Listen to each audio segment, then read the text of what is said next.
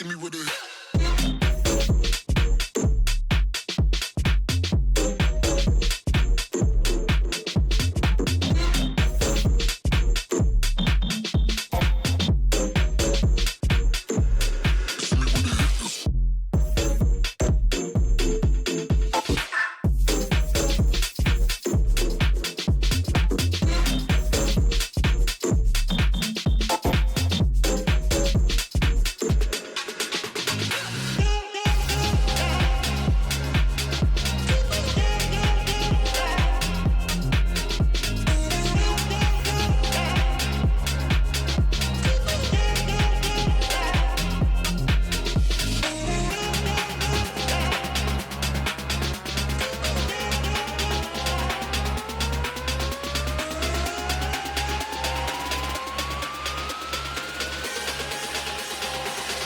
You don't wanna see me with it.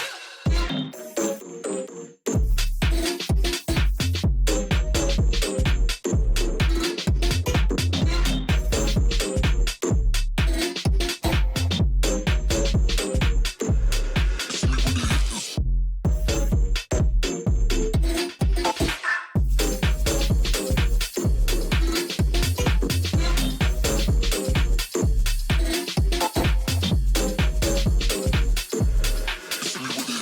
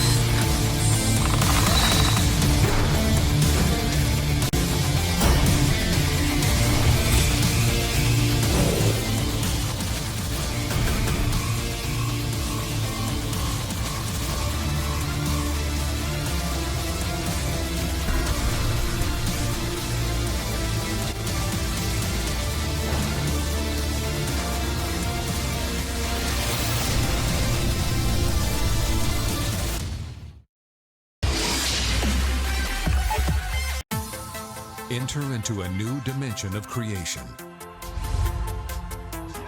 The power to design, animate, and edit. Cool and quiet as you create, with breathtaking graphics performance. The way you create will never be the same.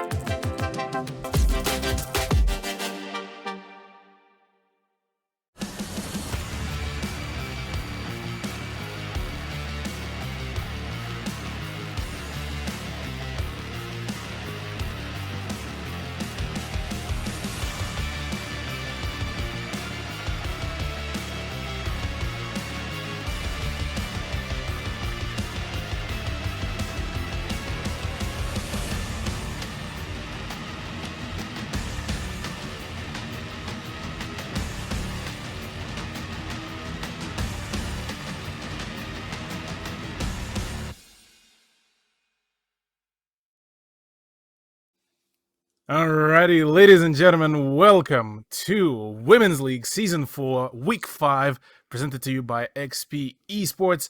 My name is the Russian Cthulhu. I'm joined by the wonderful Blue Panda. How you doing, my man? It's that time of week again, Cthulhu. It's Women's League. Yes. I love it. It's always a good night. And I mean, I say it every week, and I mean it every week. We've got some great matches up ahead of us. This is going to be a huge week in terms of, well, setup. This isn't even the biggest week. Next week's the biggest week, because then we've got Nocturnal versus Elevate. This is going to be a bit of a warm-up. Get you guys nice and prepped going into that. And look, I come into this, I'm so hyped. I love watching this gameplay. There's always some entertaining stuff. We see some less conventional plays, and for some reason, they work far better than they have any right to, and I love to see it. Oh yeah, 100%. No matter what match we do see, it's always a banger. It's always a pleasure to watch the girls play. Honestly, even with today's games, I definitely think that there's still quite a few good storylines forming. So before we do, though, dig into that, let's get quickly our memories refreshed over the teams that have joined the wonderful Season 4 of Women's League.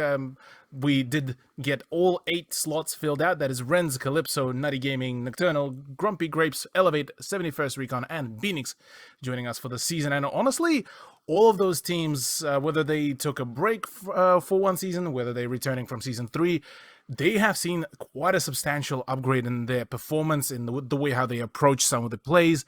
And it's genuinely has been an absolute pleasure to watch them play.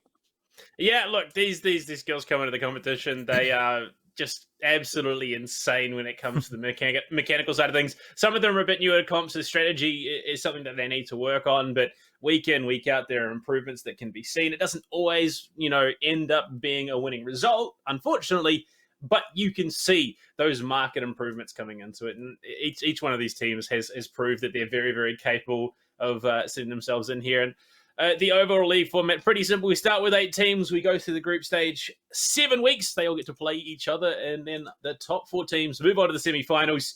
And from there, it's, best of 3 format. So that's when the competition starts to ramp up. Then we will see the top 2 teams move into the grand finals to figure out who walks away with the big prize at the end of the day. We'll have a 3rd and 4th place match as well, obviously, with the prize pool that's necessary. But Cthulhu, why don't you run us through what is at stake here? Oh yeah, the wonderful prize pool, the $3,000 dues that are going to be, seeing the prize pool to be made. And, champions will be running away with $1,500 for themselves. The 2nd place getting themselves $1,000. And 3rd place, still quite a solid incentive for them to play out, which is going to be $500 dues, which honestly, still a solid amount of money, but good incentive to just smash it out as hard as you can. But there's not just the money that is there on the plate.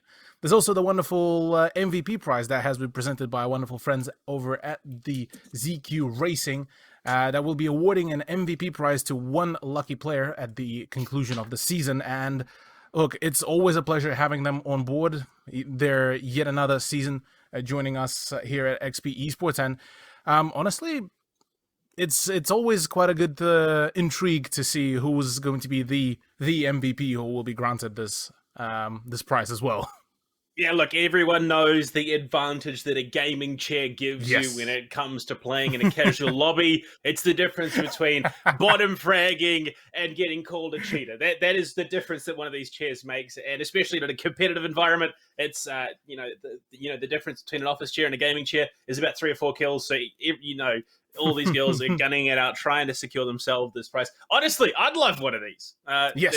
My chair is not nearly as comfortable as the chair you see on the screen, so it is going to be a sought after prize for the most valuable player over the season. So definitely exciting stuff coming for the player that does earn that. And obviously, I mean, we do have to get there. We're only coming into week number 5 now, so there's still another 2 weeks after this. Then we head off to the deeper end of the bracket. We get into the playoffs, and that's where you're sitting 70% at the moment. It's going to be 110 going into playoffs, 100%. Yeah, 100%, definitely. Look, let's jump straight into the schedule. Look, we have quite a couple of really interesting matchups tonight. We shall be seeing Nocturnal play it out in the first match against Nutty Gaming. That is going to be streamed. And the second match that is also going to be streamed is Elevate versus Renz, whereas off stream, it's Grumpy Grapes battling it out against Calypso and 71st to battle it out against Beanix. Now, for the tonight's streamed matches, now, while the odds are definitely stacked for one or the other team, it still forms, I feel, a bit of a storyline of points rivalry between Elevate and Nocturnal, I feel. Yeah, I mean, we've talked about this week in, week out, the difference between Nocturnal and Elevate at the moment. Both teams have yet to drop themselves a map. The big difference, though, is round differential. Nocturnal has just been pushed a little bit harder throughout their matches so far. Elevate, they have dropped a single round so far. They are sitting quite comfortably at the top of the table. And I mean, look, there's definitely some interesting stuff that could come out of this week. Could there be an upset? Could there be a change in the hierarchy of your? Could we see potentially Elevate knocked out of that first place position and it handed over Nocturnal? We won't know. And then obviously the story that it sets up going into next week, where Nocturnal and Elevate will be going head to head for the first time this season. Indeed, and also a big thing will be as to whether Nocturnal will be able to finally give Elevate their first loss for quite a very long time. Honestly, over the quite a multiple seasons, Elevate been going pretty much flawless run for themselves. So quite a few very interesting setups coming up right about soon. For the time being, match 1, the Nocturnal versus Nutty Gaming. Now let's take a deeper dive at this matchup, because I still genuinely think that Nutty Gaming has been actually making quite a few good progress points for themselves, and they were improving, but Nocturnal feel like the whole already well-composed unit, whereas Nutty are making their way over to that greatness. Yeah, I mean, there is potential for that upset. We have seen some very, very solid stuff out of the Nutty Gaming girls. They consistently improve week on week, and I mean, if there was a match that could see a significant upset, it would be this one. I think there is potential. We haven't seen as much of Nutty Gaming at the forefront.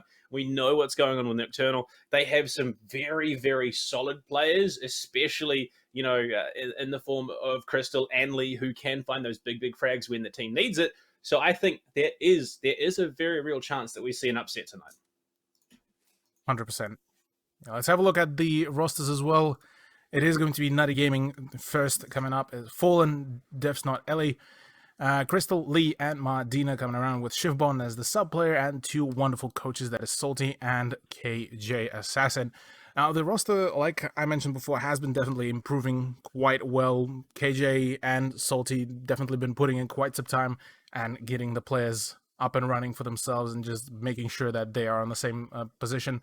Ellie has been definitely a big point, big statement for that roster, and she's been probably one of the more impactful players, I'll have to say, in regards to the frags. Yeah, I mean, unfortunately, this what we're seeing on the screen at the moment doesn't necessarily represent the performance that we have seen them as of late. We have Yes. seen some big standout moments from the girls. Mardina as well, an incredibly capable sight anchor on the defense, has been very, very hard for teams to flush out. If she can keep alive as long as possible in these rounds, could be a linchpin in picking up some of those defensive rounds. Ali, just consistently across the board picking up the frags. Like I was talking about, Kristen Lee. Lee, one of the newcomers into the competition, is sort of that wild card, has been finding some big numbers. So I'm interested to see just how well they stack up to the current second place team in this week. Definitely quite curious to see what will come out of that. Let's actually have a look at currently the second place team on the leaderboard. That is Nocturnal, the team that initially formed from the kind of, I suppose, the embers of the very first Elevate iteration, and honestly has been seeing some fantastic performances. Aussie, Sav, AJ Tiger, Crescent, and Mons, with Pi being as a sub player. And honestly, look, I love this whole roster. They all can play out as a solo set of players and frag out like crazy. They can play together as a single unit and be absolute menace to deal with. And genuinely, they've been also on that improvement grind. They've been definitely showing us some very promising plays, and well, and those are going to be pretty much tested next week as well. Look, I will be honest. At a very, very early time this morning, I actually queued up against AJ and Crescent in a casual lobby. I left far more battered and bruised than I initially anticipated. So even on the back of sleep deprivation, these girls are incredibly capable. I know for sure they've got it and slept now, so they're going to be coming into this fresh. Aussie leading the charge. This roster is one that plays together very consistently inside of comp and outside. So the trust factor coming in to this matchup is going to be absolutely phenomenal. Incredibly capable, incredibly mechanically gifted players. This is, I said there is a chance for an upset, but there is also just, there is still that chance that we see a complete sweep out because Nocturnal are so consistently strong. Yeah, 100%. 100%. We'll get to see that very soon, but let's also have a quick peek at the maps and the map ban that did come around, because today is actually going to be quite a change of pace comparative to our previous broadcast, and that is going to be Coastline actually to be brought on board, which is, I believe, actually the first time that we are going to be seeing for this season, this map. Yeah, I mean, up until this point, we've seen plenty of Clubhouse, we've seen plenty of Oregon. I think we've seen Villa, and I want to say a Consulate pick so far. But on the whole, it's been very consistent. We have seen some Cafe Dostoevsky as well. Ren's played B-Mix on it. Otherwise, yeah, it's been the Oregon Clubhouse show so far. Sorry, no, there was one Coastline match. Nocturnal did beat B-Mix 7-0 on it. So, I mean, they've played the map recently at the very least. So Nutty Gaming, there is a mental component to this competition, where we know for sure in one of our matchups last week, one of the teams came in, they weren't too sure that they could go toe to toe with their opponents, and it was definitely showing in the lobby. So you've got to hope Nutty Gaming coming in 100% willing to give it their all and give us a hell of a match, because I'd love to see Coastline go to 15 rounds. Oh yeah, 100%. And Coastline in general, like, you compare that map to our regulars, that is the Clubhouse and Coastline, not Coastline, Oregon.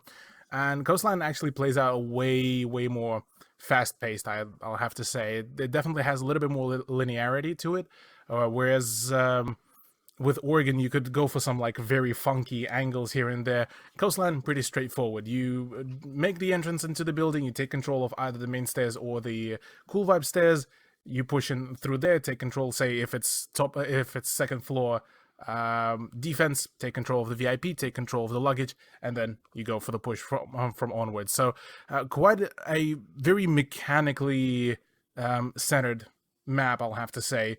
Not to kind of say that Clubhouse and Oregon are not, and you can definitely turn them into an absolute frag fest.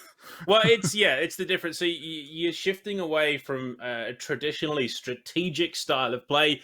This Coastline is a showcase of mechanical skill and coordination for teams executing appropriately onto a bomb site. You don't have to worry about setups. You don't have to worry about, dealing with breach denial, dealing with utility, and then going for the clear. You clear a bit of utility, you go and you win your ones, and you go and win the round. So it's a different style of map than I suppose the rest of the competitive pool, but honestly, it's one of my favorites to cast. It provides some of the greatest highlight clips you're going to find in Rainbow Six Siege, and it gives you an indication of the raw talent coming to the field today. 100%. Now, just checking with the teams if we are ready, if we're all good to go, but it seems like all ours have given us, so let's have a quick peek at the wonderful sunny coast of Ibiza before we get into the game itself, because look, I am genuinely excited for all of this. This is definitely, I feel, could be a big bloodbath, or it is going to be a very close game. Hang on, sorry, I may have witnessed something very, very scary for us right now, but no, I believe we are actually going on to Coastline. All right, the have fun's come out and chat. Operator bans. I'm definitely going to be in Ali, unfortunately, having to leave. But we got time. We're in operator ban, so we'll work our way through that and should hopefully get her back in before they do get in. And Blackbeard, no surprises that we are seeing the Navy SEAL himself being taken off the board early. On a map like Coastline, you don't need to necessarily prioritize hard breach bans or anything like that. So you can go for the Blackbeard, you can go for the Lux and the Nomad, the Jackal, even a Gridlock has made an appearance in terms of bans every now and then. And it's going to be a Monty. Okay. Look, I respect it. I understand it. I have seen some very, very terrifying Monty strats being played on a map like Coastline, so I can 100% respect why that ban has come through. Definitely. Yeah, the Monty ban kind of pretty much makes sense, and yeah, seeing as some of the teams did prefer bringing in the shielded operator, it's no wonder that he is very much feared. Mira is going to be the first defense ban, which also pretty much makes sense. With her on board, she usually does change the playfield quite substantially and does allow, say, Penthouse and Theater to be a very viable site to hold, but that's not going to be the case this time, and as well as that, Valkyrie is out of the equation, so no more of the outside cameras are going to be there, so we shall see how the rest of the phase will play off. Yeah, we are going to be pausing the timer. Unfortunate. Internet completely switched off. That's unfortunate, yeah. Yeah, that is. I mean, you look at the modem and you see a flashing light. That's a scary moment. But to lose internet altogether, that's an even bigger yikes. But I mean, we're already starting to see the makings of both teams' rosters here, and AJ was hovering something a little bit different here, especially paired with the finger on the board. We were potentially seeing the makings of an Amaru rush. Yeah, definitely. I mean, with Crescent kind of very firmly holding the finger pick, I wouldn't be surprised if the Amaru rush is going to be in play. Nook is kind of being toyed around there with some of the picks. Maybe some occasional Jackal Blitz maybe to be filled in. So honestly, yeah, it seems like Nocturnal are planning to be going for that very overly aggressive playstyle here, whereas Nutty are going to be attempting to play kind of their own game here, try to force the slowdown with the Malusi picks. So a few things are definitely here forming up quite well, and as a matter of fact, both of the lineups of the operators could certainly introduce the issues to the opposing team. Yeah, look, I get the feeling that we are going to start to see a mental component come into effect here. I wouldn't be surprised if Nocturnal do go for a couple of full send rounds and then slip back into a more traditional style of play just to psych out their opponents, I suppose would be the best way to describe it. The question then becomes, how well do Nutty Gaming react to this? Do we see a shift towards trap operators? Something like that. You're not having to worry about the repels of the window because Blackbeard's gone, so you can actually contest those angles. But we won't know until we get there, unfortunately. Yeah, definitely. Apart from that, really, we could all that we can do at the moment is really just theory craft and see, and well, theorycraft and kind of look for some hints here and there, what could be done, what could be played. We already have the site at the very least locked in, which is going to be Hoka Lounge and Billiards Room, which is a very interesting site if you are attempting to rush it, but maybe we're going to be seeing something across the lines of spawn from the parking lot, Amaru push into the penthouse and kind of establish that very early very early base kind of or baseline push from VIP area. That we can see it straight in hookah window and things go sideways very, very quickly. Well, again, we won't know until we get there.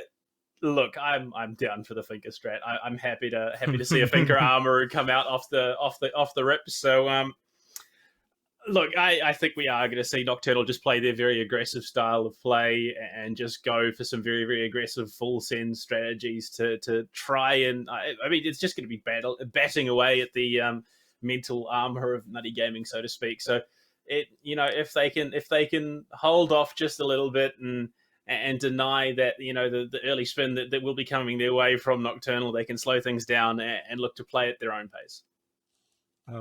Apologies for my giggling here. I'm reading the lobby chat and I just witnessed AJ Tiger get good nighted 2 times in a row in a game of rock paper scissors. Well, that's unfortunate. That is unfortunate. That's already a very interesting battle here for her and for maybe potentially even the team. But yeah, look, honestly, I definitely agree. I'm down with the Finker Amaru rush strats. I'm down even with Finker Ying strats to be brought on board. Just to full on send it, get yourself blinded, but then get that debuff removed by the Finker boost. So it's honestly just there's a plethora of variations that you could really pull off here, and I mean it all going to be depending, I would imagine, on what's going to be the 5th pick for Nutty Gaming once we'll see Ellie actually come back to us here, because say she brings something like Frost, well, that's your solution against the Amaru rush. If she brings a Warden, well, that's your Ying essentially solution, well, for the most of it. Yeah, so, look, there's some interesting stuff you can do to counteract this aggressive style of play. It then becomes a battle of just who is better at the end of the day on the trigger. And I mean, like I said, both teams are incredibly capable. Some very, very potent fraggers are on the field in battle today. So I think we are going to see some insane stuff coming out. I wouldn't be surprised if we do see some left field operator picks coming through. I'm expecting some less conventional stuff to be making an appearance, at least 1 or 2 rounds here. But on the whole, the execution is it could be quite scary. Yeah. Certain plays definitely going to be quite scary. Now, we do get a confirmation that Ellie has returned. She didn't get her internet back. She's back into the lobby. Just waiting on her to get the pick going, and then we shall be rolling in.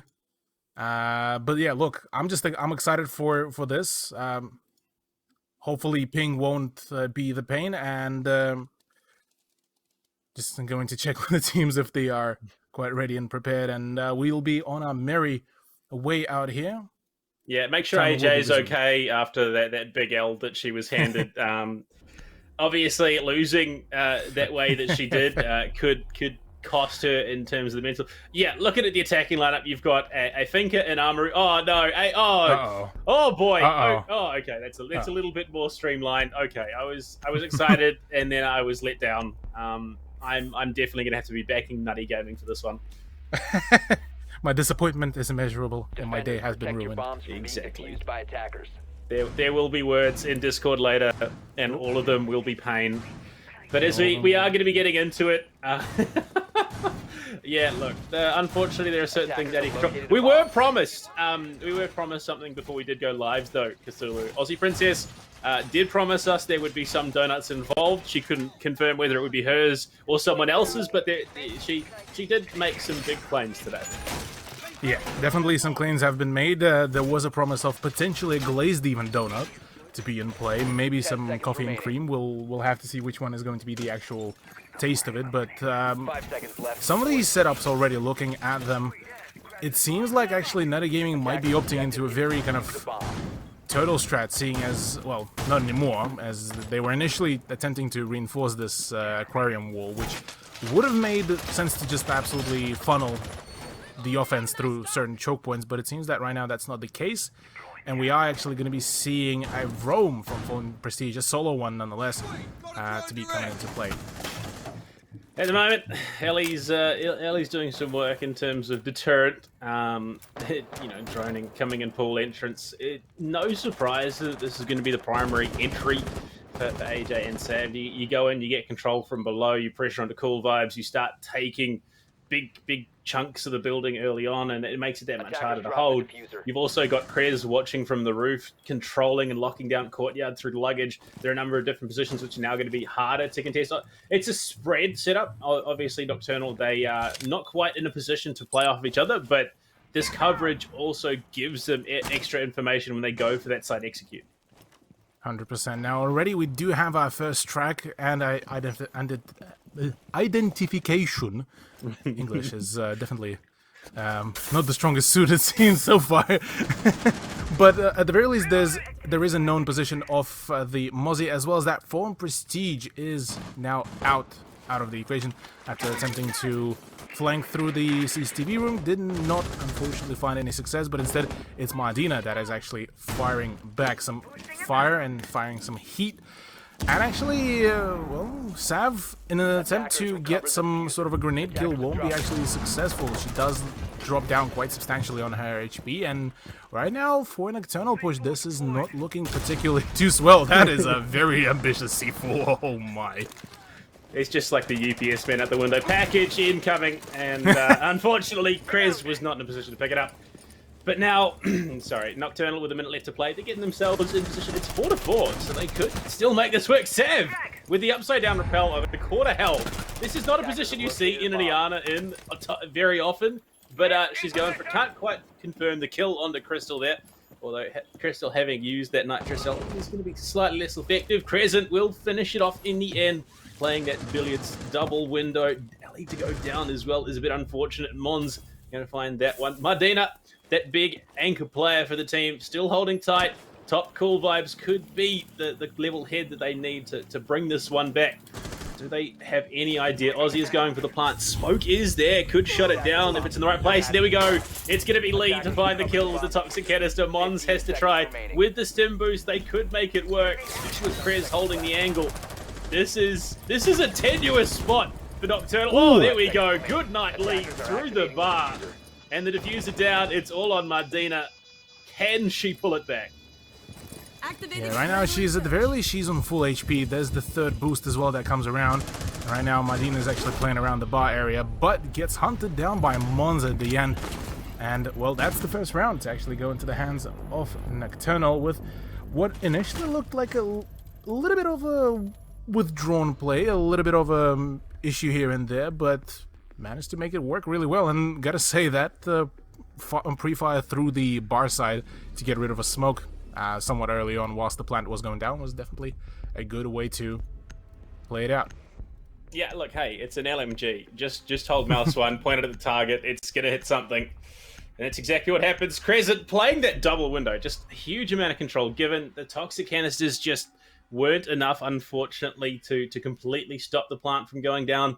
There was just too much pressure, and yeah, they pick it up. We're going to be going back. Sav, this time, bringing the other G36 player. It's going to be Ash instead of the Iana. So more explosive ordnance coming in, but the R4C instead going to be the name of the game. The Shift W strat coming in heavy, and only AJ to go down in that round. Yeah, but AJ did kind of play a very solid role nonetheless, being the soft breacher, getting a few openings on the walls here and there, and just trying to wedge out the competition in general. But yeah, unfortunately for her, she was the only one. Actually, pardon me, Aussie Princess was also the other one to die during that first round. That. I mean, she promised us a donut, and she's already, failing to pull through. She's got a chance for a donut in assists, maybe. No one cares about it. It's donuts. It's glazed donut in the primary position or nothing. Speaking of primary, I think one of their shotguns has gone a little wayward. Fallen has been tagged just a little bit, and jeepers. Look, I have to admit, the Women's League does have some of the best in-game banter that I have seen in a while. Yeah, definitely. It's always some quality bands to be brought on board, and some quality plays as well. Gotta say, some of the absolute clutches that we witnessed and the aces were absolutely sensational. Now, yet again, Aussie Princess will try to contest here against Fallen Prestige one more time. Very similar position as well. Fallen playing a very kind of passive position, I suppose, around the security room this time, but will attempt to push up a drone to come around to potentially maybe spot the Melusi player. But right now, this is a golden opportunity. Right now, Melusi could actually go in for the push. Prestige playing a very passive game here, which could possibly see her to find her own demise here.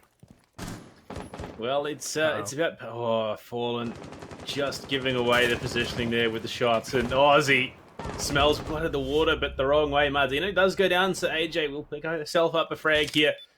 Oh no, the scan. Oh, Aussie! There it is. Unfortunate. Fallen just playing the waiting game and playing it well. Lee does go down elsewhere in 90. Sav is on the hunt. He's going to find a second. Crystal as well to go down. Is it going to be a breaching round finish? That is... Oh no! See, has she got enough to get through the explosion? No, it's not going to be enough. Ellie might be able to get the pickup here. Yeah, that would be a huge thing as well if Sav won't be able to actually secure the kill. And, well, there it is. There's the actual revive. Does see the melon, but at the very least, that's a trade. 2v3 now.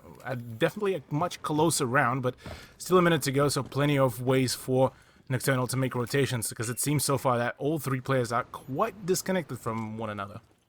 Look, I was going to make a joke there, but it doesn't quite fit because Crescent is still alive, but it was a bait, kind of, nonetheless. It was successful. 3 versus 2 with 40 seconds left in play. Unfortunately, with Lee down, they don't have that same level of deterrence that they did in the last round. But Fallen has picked up some solid kills. Ellie, a capable fragger as well, running that Commando 9. It now comes down to just how well Nocturnal can position themselves and go for that plant with the security that they need to pull the round off. Crescent has both of her frag grenades, so if she lobs one through that drone hole, she could actually get the position of Fallen Prestige. But right now, with 10 seconds remaining, this actually could be the round that would be the fall of Nocturnal here. And the first round for them to lose. Another one, some more damage is being dealt. AJ Tiger is the one. It's a 1v2 situation, 0 seconds remaining. But no, Ellie dodges the bullets. It's Nutty Gaming to win round number 2.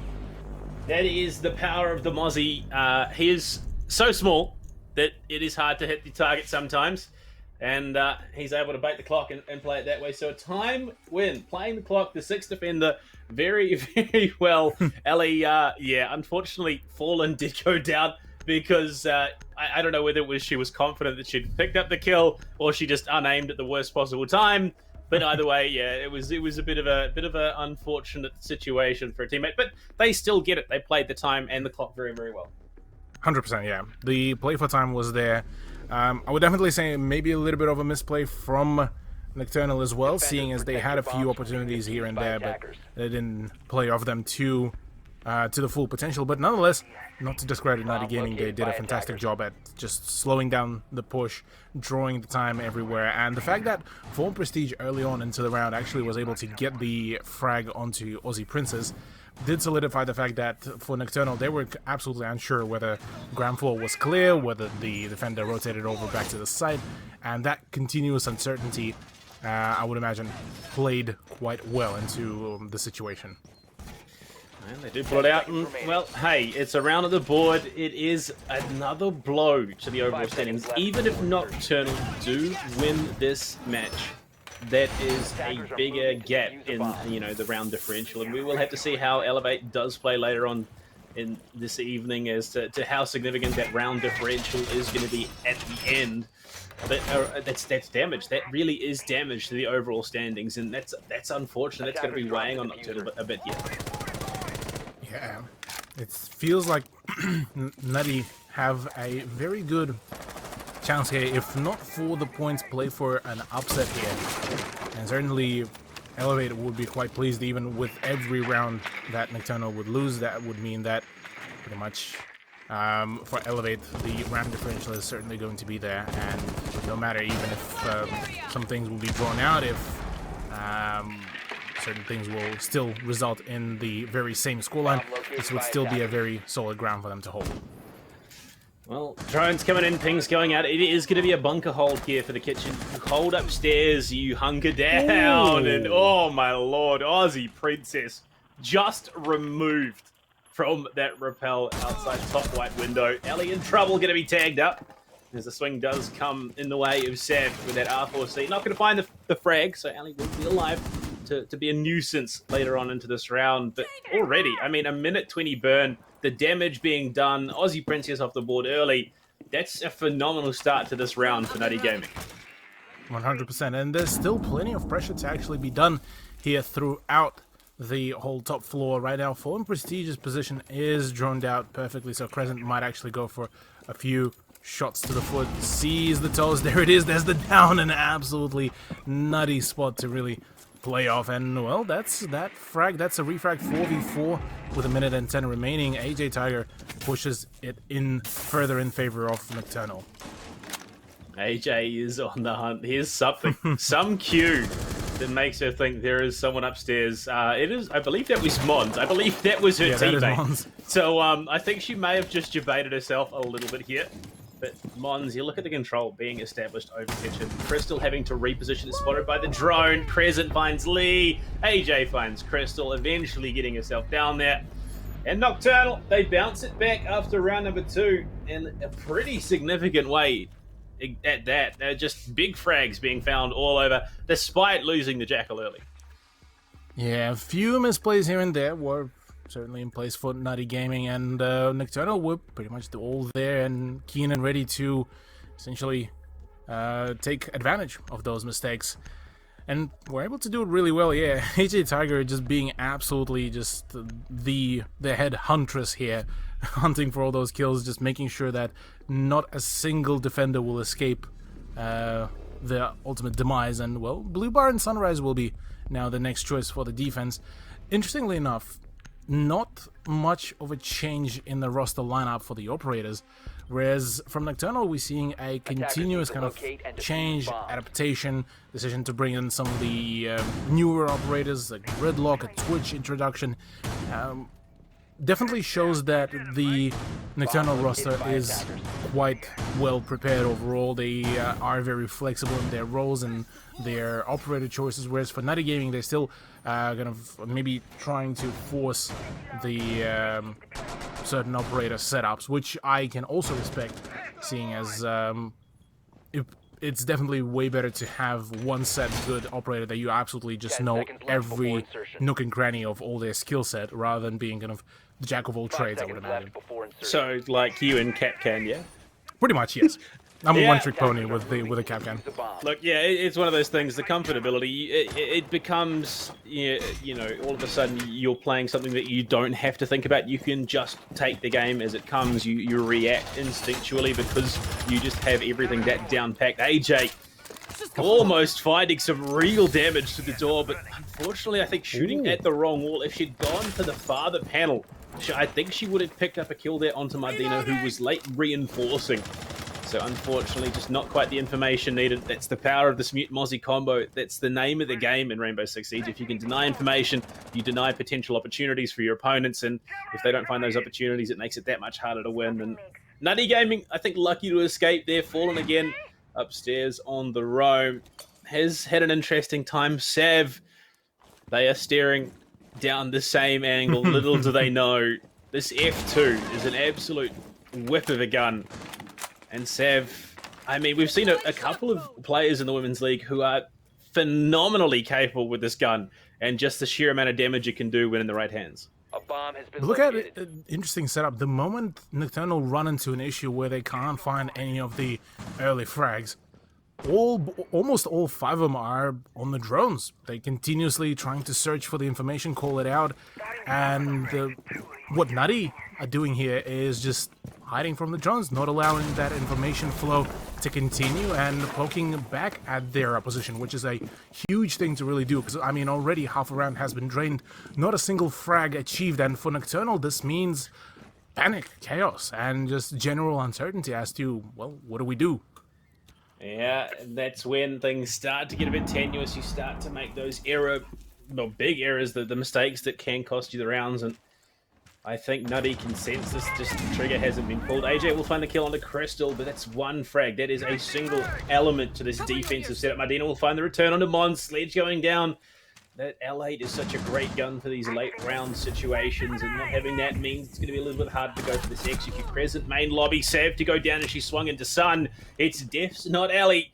From behind in Kitchen, just playing those positions to a T. Fallen as well is above, can play the hatch should she need to. Crescent will find one on the backside of it, catching out Mardina in office at the moment. They have the bomb site, or at least one of them. They're in Sun.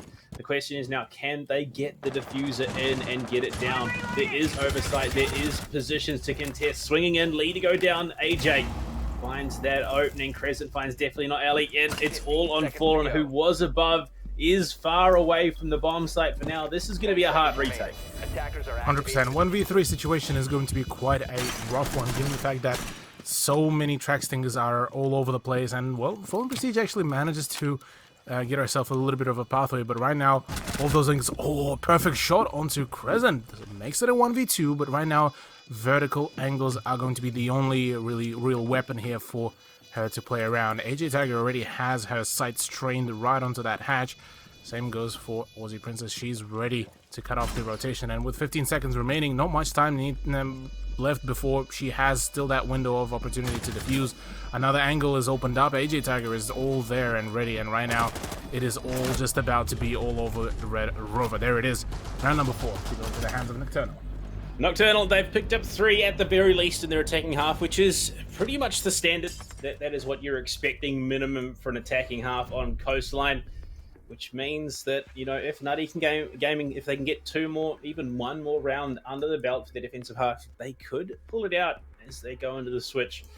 Crescent still bringing the Finker. Gridlock for Aussie Princess as well. They're loving this diversity that is capable on a map like this. Capitao as well. So we are seeing a fairly significant shift in the overall lineup for Nocturnal since the match started. Yeah, bringing a little bit more utility here to cut off some of the rotations. They have read into the fact that Nutty Gaming have been attempting to have those kind of very wide, very far off-site roams, and bringing in somebody like Gridlock, even somebody like a Nomad, is a great thing to do here to just slow down the opposition.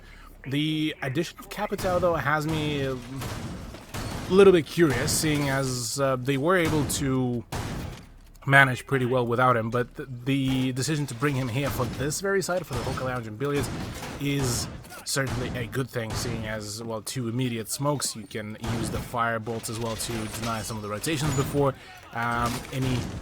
anything hits the fan, and overall it's a good decision, but there are quite a fair few operators that could do a very similar job. But another thing that I actually do want to quickly point out is the fact that Aussie Princess is not bringing in any smoke grenades. It's rather breaching charges. That's the thing you're disappointed in. There is potential that we could have had 4 LMGs on the board here for Nocturnal attack, and we still only have the 1. Like you said earlier, my disappointment is immeasurable and my day is ruined. We could have seen a full Mouse 1 round, but no, not to be. It's Crescent. Crescent has been doing absolute work with this finger, despite being taken out from above. That had her first death of the map so far from a vertical angle that she was meant to be utilizing. But it's not every day that you see Finker being played to this level. Oh, yeah. Yeah, Finker is in general quite a rare operator to really play around, and the fact that she's being utilized that way and she's able to make it work is an absolute beauty to really witness. Now, curious here is the fact that Sav already went in for the push, about to be caught off guard with that peek, but goes in for the pre-fire, and instead it's actually Aussie Princess that takes that gunfight. which certainly works out quite well, seeing as Sav didn't look too prepared for the play. Another one to go down, and that is Crescent to find the shot. The death of the mute player is definitely one of the more tragic ones, as it does leave Medina on a solo hold here around the hallway and the vase. And, well, right now, already Mons is starting to actually go to town with some of those reinforced walls, and there's the reasoning behind the Hibana pick that will be opening yet another long angle. Has been located. Yeah, Medina, I mean, it's like the Ralph Wiggums, picture, haha, I'm in danger, and I think she feels that. She knows that this position is not secure. Ellie will be rotating in, so there at least is some support coming her way.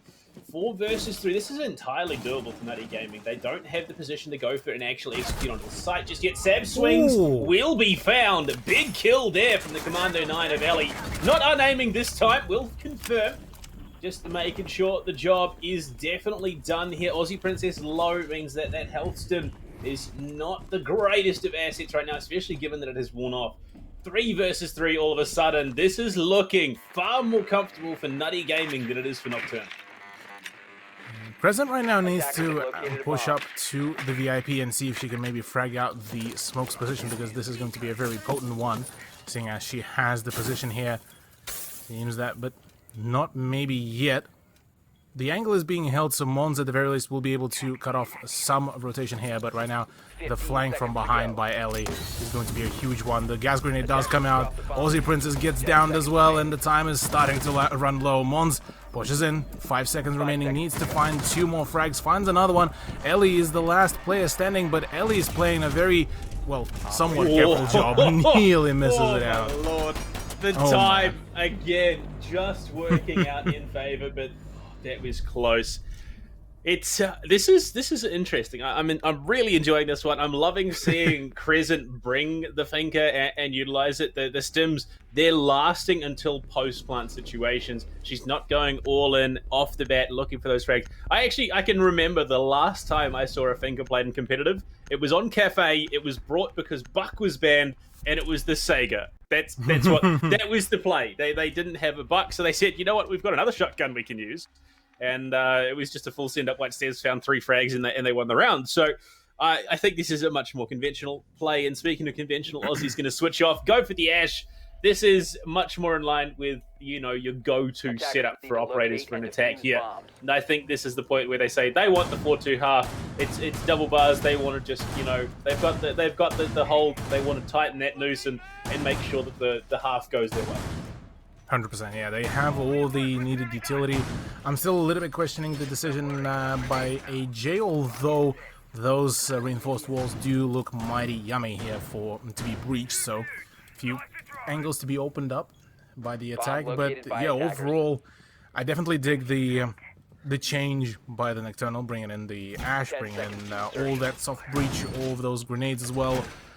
Definitely good addition from the side of Nutty Gaming. Well, not much has changed, but it's been working out really well for them. They were able to slow down the pushes. They were able to delay it as long as they can. The smoke plays by Ellie have been certainly working out really, really well. And Ellie just been doing her absolutely fantastic job at being that absolute nuisance to deal with. And for the attack to being pretty much blue and unable to hunt her down. Yeah, I mean, this is 2 rounds that have been taken away from Nocturnal, and we've talked about just how important that round differential is. If Elevate, if they win their match flawlessly tonight, another 7-0, I think it's going to make them nigh untouchable at the top of the table, unless they do get defeated next week by Nocturnal when they have that matchup. So there's definitely a lot of pressure mounting here for Nocturnal. They want to be able to close this out in their favor. They want to be able to keep themselves in the top 2 as securely as possible. And Nutty Gaming are making them work for it right now. Lee, deep in Sun at the moment. I think this is the deepest position I've seen a shield placed like that, but it's going to be dealt with immediately. Toxic Canister to try and slow things down. And oh no, the ankle holds. Lee just running, will escape somehow to the bar.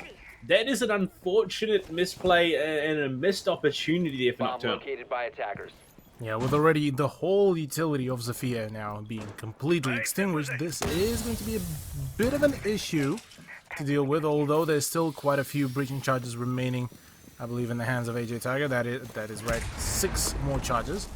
Meanwhile, Aussie is actually taking quite some damage in hopes of trying to maybe, I believe, hunt down Fallen Prestige, who has fallen back to the luggage area, same as Ellie as well. So this right now so far has been a great play, and interestingly enough, Mon's actually expecting some sort of rotation, and well, rightfully so, will be rewarded with that, but he's there to also find a refrag onto Sav. Yeah, I mean, the smoke that has still survived, despite the fact they should have had the setup, won't survive any longer, unfortunately, and AJ will team up with Aussie to find a second. Crystal goes down. That's both SAS operators off the board.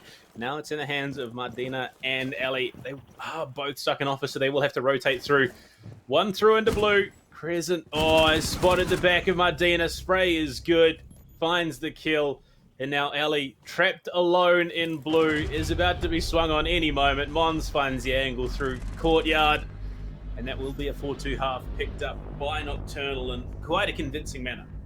100%, yeah. That was definitely a much more consistent performance by them, being able to completely out each one of the operators, being able to find those frags and refrags, and yeah, worked like a charm there, really, for them. Now it's their time, though, going to be for the defense. 4-2 scoreline, only 3 rounds remaining for Nocturnal to find themselves that dub and get those 3 points to keep themselves up in that second place. But right now, their whole objective right now is to lose the minimal amount of points. They already lost 2 of them, which means that the, like you said, the round differential is going to be even larger between themselves and Elevate, and certainly it will be a little bit, maybe adding a little bit more pressure to the mental game prior to the next week matchup. Attackers need to locate and defuse as many I mean, bombs it as does they say, can. oh, Mons, here we go. This is the gameplay that I'm looking for. It's the ACS-12 coming into play for the Elevate. I want to see this. I want to see some real damage. The slug shotgun, it is my weapon of choice. Bomb located. And I'm keen to see just how much damage Mons can do with it now that they're Nocturnal is on the defense.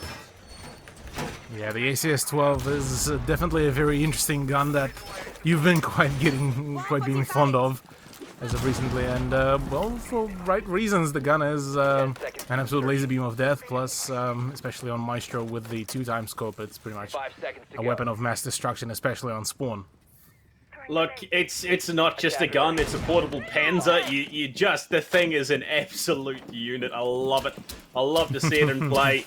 It does take a bit of skill to be able to use. You have to be quite on point with those headshots, and with that 1.5 times scope, it's going to make it a little bit easier. The question does become, though, just how effective is it going to be, especially with the Ash on the board. Can be a little bit tricky to hit, especially when moving at speed. It's going to be this northeastern spawn. They're going to be looking to get themselves into Penthouse early on. Get some control of this northern and eastern side of the map and push over towards the bomb site. They've got the Hibana, so this is very much a case of Nutty Gaming. This is they're in it to do the damage. They're in it to pick up as many rounds as they possibly can. And if they can pick up the win, that'd be even better. But Sav at the moment in theater, she's looking to do as much damage as she can here at them. Oh, spotted Crystal. That is a bold strategy. I'm not quite sure about the play, but neither player has been damaged. Both are good. But Sav is still wanting to contest this.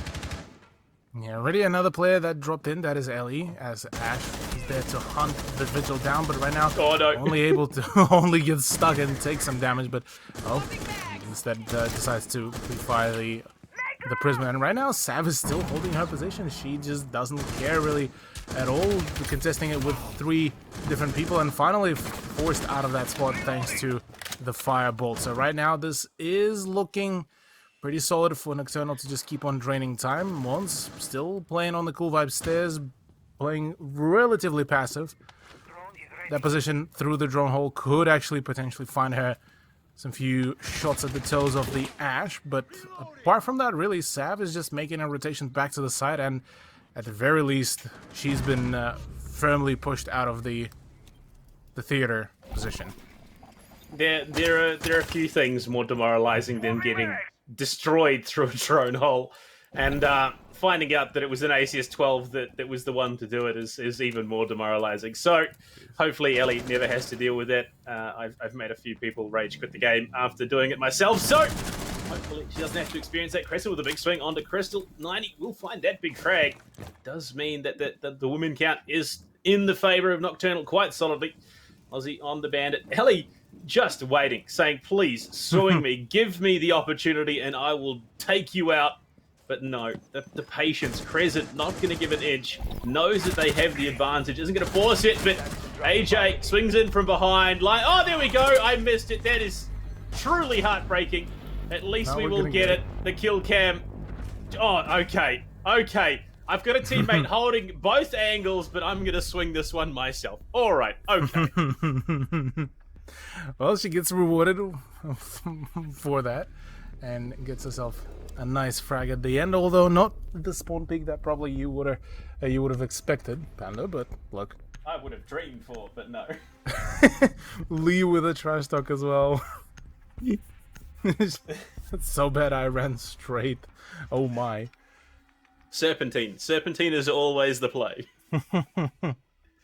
100%. Well, the next side is going to be the kitchen and service entrance. Oh, AJ. Oh my lord. Okay, the girls are having fun. They Fallen going to be six-picking onto the dock of it, looking to enjoy those frag grenades while she still has them. It's going to be interesting when the change... We have gone off topic. The girls have gone off topic. We are playing Siege. The conversation is not on Siege. It is elsewhere. But at the moment, 5-2 Nocturnal. Yeah, I think this is a case of they're looking to stem the bleeding. Yeah, the attempt at stopping the bleed is definitely there for Nocturnal. They want to do it as quickly as, well, as efficiently as possible in hopes of not losing any more of the rounds. For Nutty Gaming, they would want to quite possibly just play for an upset and see how much damage in general can they do here, because they're still a very able lineup, and I genuinely think that they have a very solid chance at bringing in an upset. But so far it looks a little bit grim for them here. Only 2 rounds achieved so far, and with a 3-round differential, it's not unachievable, but certainly going to be quite a difficult path here. I mean, given you know the positioning on the board, the way that Nocturnal have been playing, I think Nutty Gaming, look, they've taken some rounds. They've done some damage here at the very least, and oh lord, no chance. Losing the Jackal early, that is unfortunate to say the least, and AJ fighting Fallen, this is just... I mean, you talk about stem the bleeding, I think Nocturnal are just looking to amputate the leg. Yeah, that's the way how things so far went. It definitely looks like it. Or better yet, don't even worry about cutting off the limb. Just salvage the whole body at this point, really. You can't bleed if there's nothing to bleed out of. Yeah, exactly. Exactly. And look, for now, Madina may be trying to change a few things around, busting out the M249 Soren right now, about to run into the Jaeger, and oh no, AJ gets spooked there. Will be forced out of that position. Full on sends it back. But meanwhile, it's Sav to actually find a shot, and Ellie at a very interesting opportunity here. She could. Oh no! Scratch that. Scratch that. Yeah, okay. Never mind, Nocturnal. They'll take that one as well. We thought it was the retreat. It was not. It was just no. Australian on Australian violence there. Mozzie on Gridlock. Unfortunate. The secondary came out. I think I rate that. I think that's, again, just Mozzie looking for a bit of vengeance. Doesn't have that super shorty anymore, and knew that Mozzie beats out Grid in a long range secondary battle. Yeah, at the very least, in context of Sav, she was able to just surgically snipe quite a few of the opponents. So rightfully so, got rewarded. One more round potentially, until we see the winner of this matchup. Blue Bar and Sunrise will be the choice to defend by the Nocturnal squad, and the decision to bring in the Maestro, whereas Lee actually on potentially the final round bringing in the Amaru. Send it, send it, send it. Let's go. Okay, the question now becomes, is Mons running it? Yes, Mons is running the 2 times ACS 12. Give her the chair. She's my MVP. I'm making the call now. Okay. The question is, we've got to see how effective she is. If she doesn't get at least 2 kills, this is not an effective pick. Not a PogChamp play. Yeah, that's my standard. If you're not getting at least 2 kills with the ACS 12 around, it's not worth the pick up there. Is the amount of kills vary from what scope you bring in? Look, I've done it with an iron sight, so Right. it's just the standard is 2 kills. The standard is 2 kills, right? Gotcha. Insertion. Because I was thinking that maybe you would, you're going for like some funky math, like say you bring in a 2-time scope, you need 2 kills, whereas if it's a 1-time scope like a holo, it's just the 1 kill and you break an even there. Look, I would have set the standard at a team wipe, but I still have yet to achieve that, mostly because as soon as someone realizes that 3 of their teams have died to a fully auto slug shotgun, they leave and don't give me the chance. So Right. Mons has the opportunity here. Could look to do it as they are all beelining towards Sauna. This could be the play. All they need to do is stack up. It is full auto. You just hold down mouse 1 and go for gold, and that thing really does do some damage. Most definitely. For now, actually, Mons is playing a bit withdrawn here, trying to utilize her cameras instead. Aussie Princess feeling a little bit keen for peeking at the Zoff, whereas oddly enough, Amaru is not yet sending it. Sees the camera, does wiggle to it, but nothing just yet. Maybe a send through blue window? Attackers recovered the defuse. Possibly. It would feel a little anticlimactic, I think. Yeah, the full set armor onto the first floor is a little bit demoralizing. But Ellie gonna find the opening. That's Sav to go down. The track is there as well. They're looking for more. Crescent gonna be tagged up. This could be that one clutch that they need. Oh, AJ is gonna deny the flawless lead to go down. So Mons isn't going to be able to pick up that ACS-12 ace, and the Armoru not going to be coming into much effect whatsoever. Mons tucked in. Oh, is that a misdrone? That is a misdrone. I think Mons has been entirely misdroned here. This is the opportunity. This is the one. AJ is going to find a double of the round for them to go down. They've lost out on the Ash as well. Mons could find a big swing. It is the holo, so not quite as impressive, but hey, we'll look to see what can happen. Just crouching towards the doorway. Crystal is there. The camera is going to be enough. Big thunks do go out. There's no need to reload. You've got 30 rounds in the magazine. Mardina and Ellie, though, will team up, find 2. We're back in a 2v2. Crescent finds Ellie, so it's a 2v1. Mons might have the opportunity to pick herself up another one before the match ends, but Mardina going to be doing what she can, and there we go. ACS 12, big play. And it will be Nocturnal to take the match 7-2 on the whole. With some less conventional plays, I did say it was probably going to come out, but it was very commanding even still. 100%. Definitely some quality plays. Big props to Mons as well for bringing out the ACS-12. Quite an unfortunate loss for Natty Gaming, but look, they've still shown us some quality gameplay for ourselves and managed to still give the Nocturnal squad quite a run for their money. So, honestly, still all the respect and, well, congrats to Nocturnal for grabbing themselves the dub. Although somewhat expected, Natty Gaming definitely shown that they can still contest with the higher-end teams. Not yet to the full, say, 12 rounds setup, but progress is definitely being made here. Yeah, I mean, look, they did some damage. They did take some very, very solid rounds. They played the clock to perfection on the defense. Unfortunately, they just weren't quite sure what to make of the overall setup of Nocturnal. Their attack, while less conventional than most strategies, still was very, very effective at the end of the day, which is why they did win so many in that first half. And then when they moved on to defense, they just felt so comfortable. They were winning their gunfights. I mean, just the sheer amount of damage that was being done on the roam by AJ, on the Jaeger. I mean, they weren't afraid at all to get, aggressive, get outside and go for those runouts, and they did them to great effect. 100%, yeah. Well, with that, with that extra aggression, with those extra plays, they were able to solidify themselves to keep themselves up on the second place so far, contesting on the very same scoreline, I believe, with Elevators just down to the round differential now. We do have one more matchup up and coming, and that is going to be the Wrens battling it out, I believe, against the Elevate roster. So we are going to be back after a short break, so stay tuned, get yourself maybe a refill on the popcorn, and we'll see you in just after a few short minutes.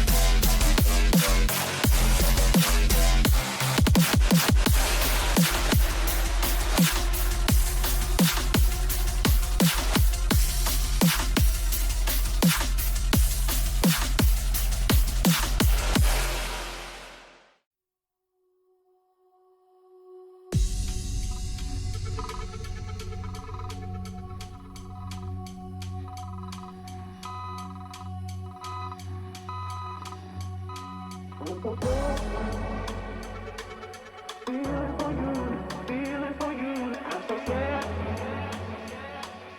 you feel me? I'm so scared if I show my feelings for you. Need to know what you're feeling, know what you're feeling. I'm so scared if I show my feelings for you. Can you feel me?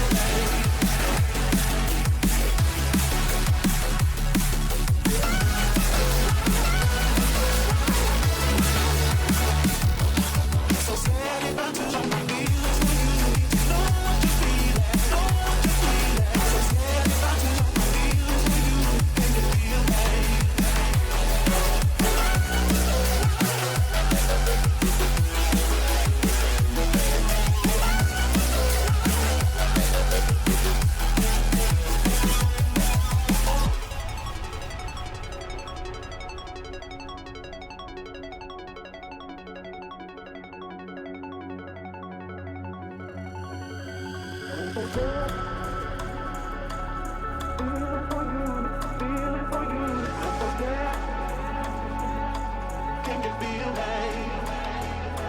I'm so scared if I show my feelings for you. Need to know what you're feeling, know what you're feeling. I'm so scared if I show my feelings for you. Can you feel me?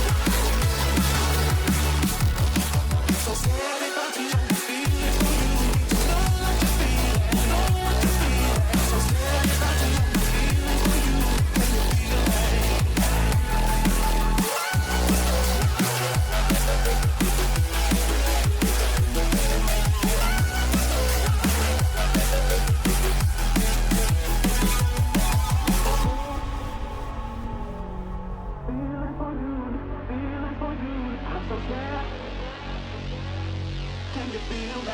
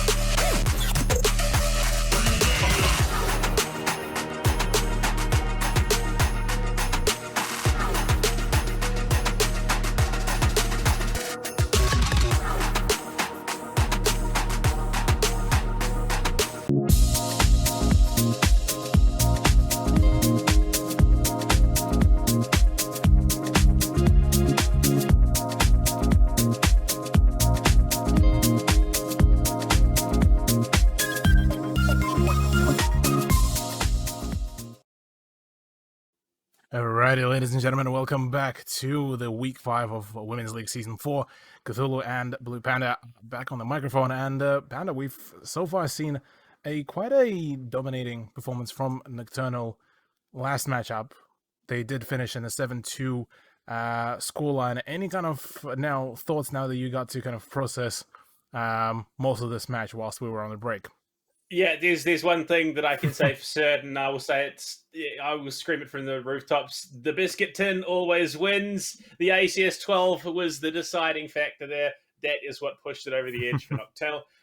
Look, in terms of the actual match itself, on the whole, it was just Nocturnal playing their game from start to finish. Yes, they had a couple of rounds that were hiccups, mostly because of Lee's spectacular smoke play up in hookah billiards, being able to stall out the clock and utilize it that way. Plus, and Ellie as well on the rope. There was everyone on Nutty Gaming were key in the rounds that they did pick up. Unfortunately, Crystal just had a really unfortunate run of luck on the defense as the mute. Did her job where she could, providing that utility, but just couldn't get on the board in terms of the frags.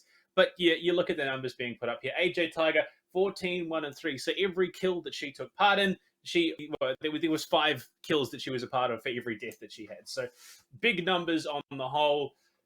Actually, just a massive kill per round rating, 1.56. That's quite high in the grand scheme of things. and honestly, she was all over the place. She was all over the map, contributing, finding openings, finding weaknesses, probing the defense, and at times the attack of their opponents. And look, I'm not saying that she was responsible for the win, but she was definitely one to determine the momentum of these rounds. Yeah, AJ Tiger and Crescent definitely did put in a huge amount of work with their frags. The continuous Finker picks did some pretty solid job overall, and look, well, it did result in 7-2 scoreline at the end of the matchup. Unfortunate, once again, loss for Nutty Gaming, but they've done quite a solid job. Ellie, once again, being an absolute menace to really deal with. And Fallen Prestige as well, being kind of just everywhere and nowhere at the same time. Certainly keeping the Nocturnal squad on their toes overall. But, well, whilst we did see a 7-2 scoreline here, let's actually have a look at our match number 2. That is going to be Elevate versus Rens. Another matchup that already from the get-go has the odds stacked up a little bit more so for one team than the other, but there are some chances for maybe an upset, maybe to play for, once again, similar to how Nutty played against Nocturnal, play for just even some of the round differential and see if maybe Rens will be able to shorten up that round differential between Elevate and Nocturnal. Yeah, look, we have seen some interesting things throughout the run of this season, some unconventional picks, some unconventional picks that have worked quite well. And Rens was a team that did pull that out, and they did utilize it, interestingly, on one of their Oregon matchups. So I think if there was one thing that was potentially going to cause Elevate to stumble, I don't think we're going to see an outright win here from Rens. But it was the same with Nutty Gaming. Rounds on the board is still damage done at the end of the day, especially to these top 2 teams. If Rens can pull out some of the unconventional stuff, they can do some damage to that round differential. And the more damage you do, the likelier it is that potentially Nocturnal could snake away that number 1 position in the final couple of weeks. 100%. Well, let's have a look at the rosters as well.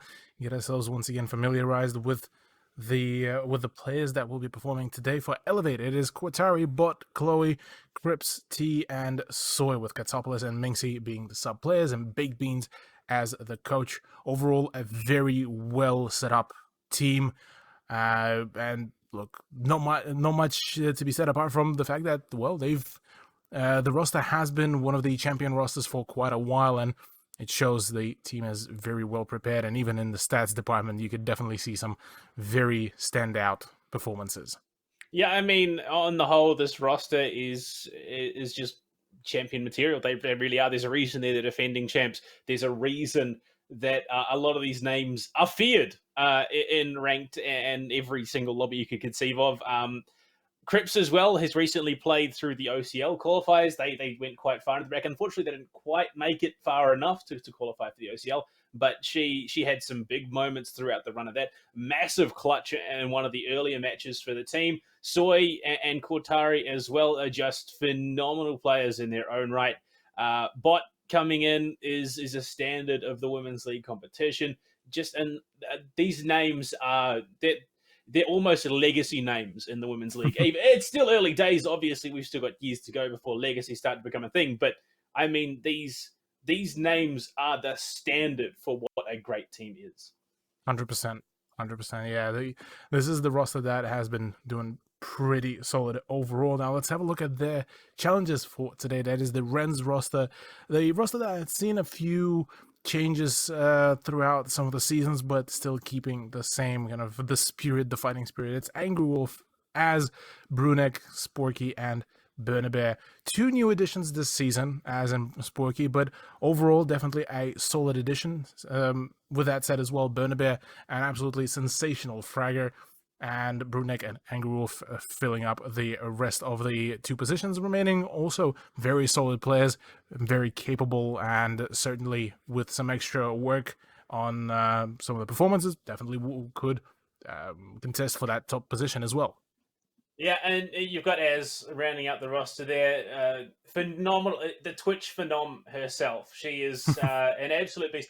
I matched up against her the other day and spent the entire droning phase running away from her Twitch drone because she thought she would chase me around and shoot my drone. She got me easily, but I have seen her play it several times over the last couple of weeks, and every single time she is a demon. She's minimum going to be getting 3 kills. That is the least amount of kills I've seen her every time she's played Twitch. So I think coming into the attack, that is a big advantage they're going to be bringing.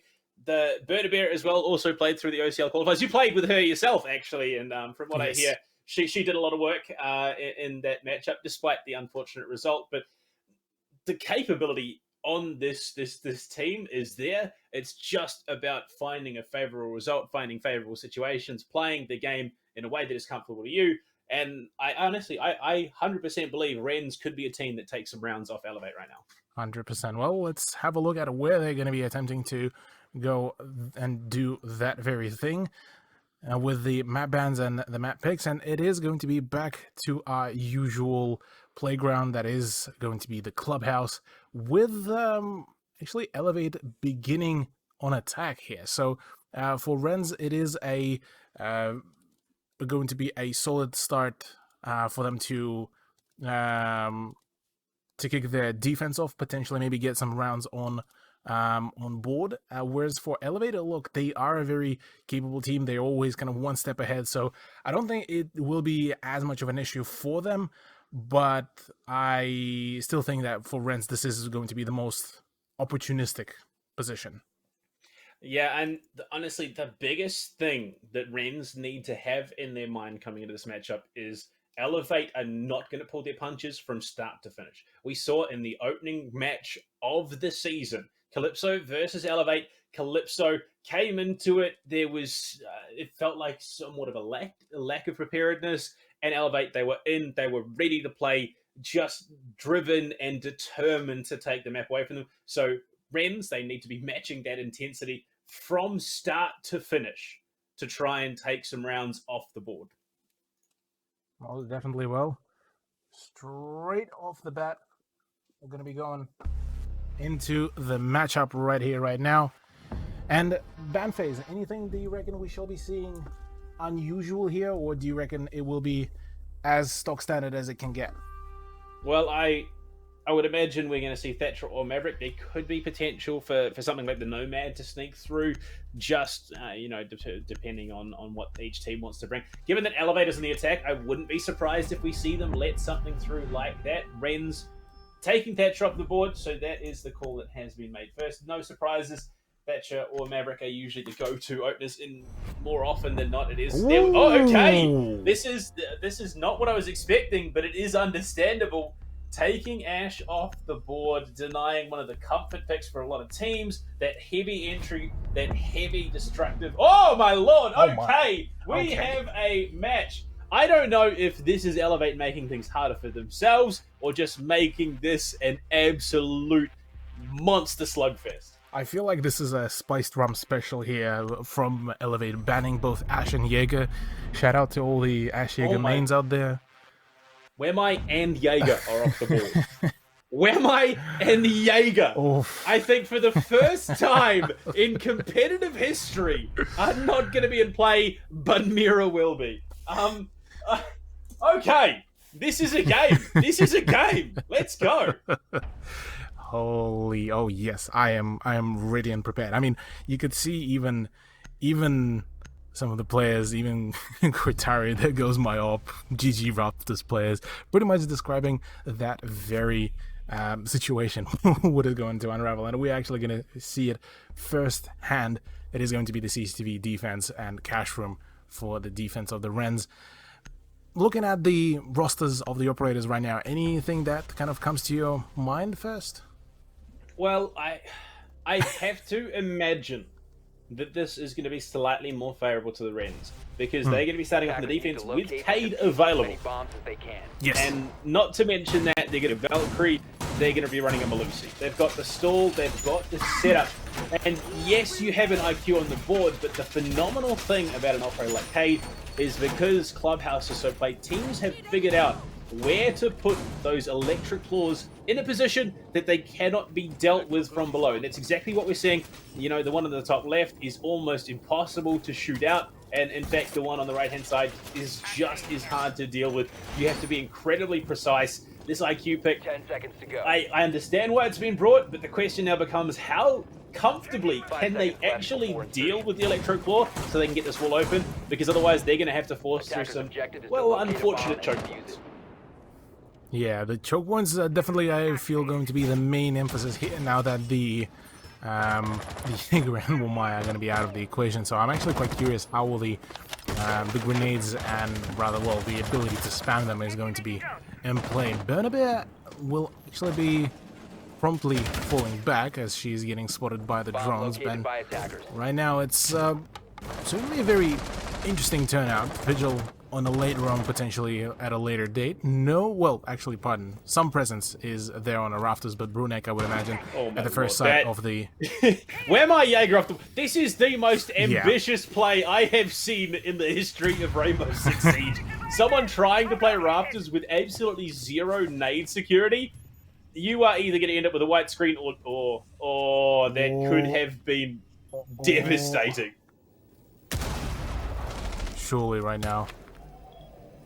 Crips T trying to maybe find a few openings. Bot being very, very cautious about where does she go for a push. I believe there was maybe a call for Brunek, but no, not at all. Not at all, and she punishes that gladly. That's Bot out of the equation, and one of the hard breach is gone, but Chloe is still there. She's ready to breach, and well, rightfully so, she will do that very play. They did get there in the end. Oh, Crips just with the bang through the barricade. Brunek to go down, and all of a sudden we're even man count. Cortari found by Bernabe, but the trade there in the form of Crips pushing into Garage. So, both teams going toe to toe here as we dive deeper into the second half of this round. They're gearing up for that position. Go for the execute Soy, out to Suicide, looking to push it at the con window. Angry goes down, Crips finding a triple in the round as just holding tight behind the workbench, and Con Sporky with that TCSG could do some real damage.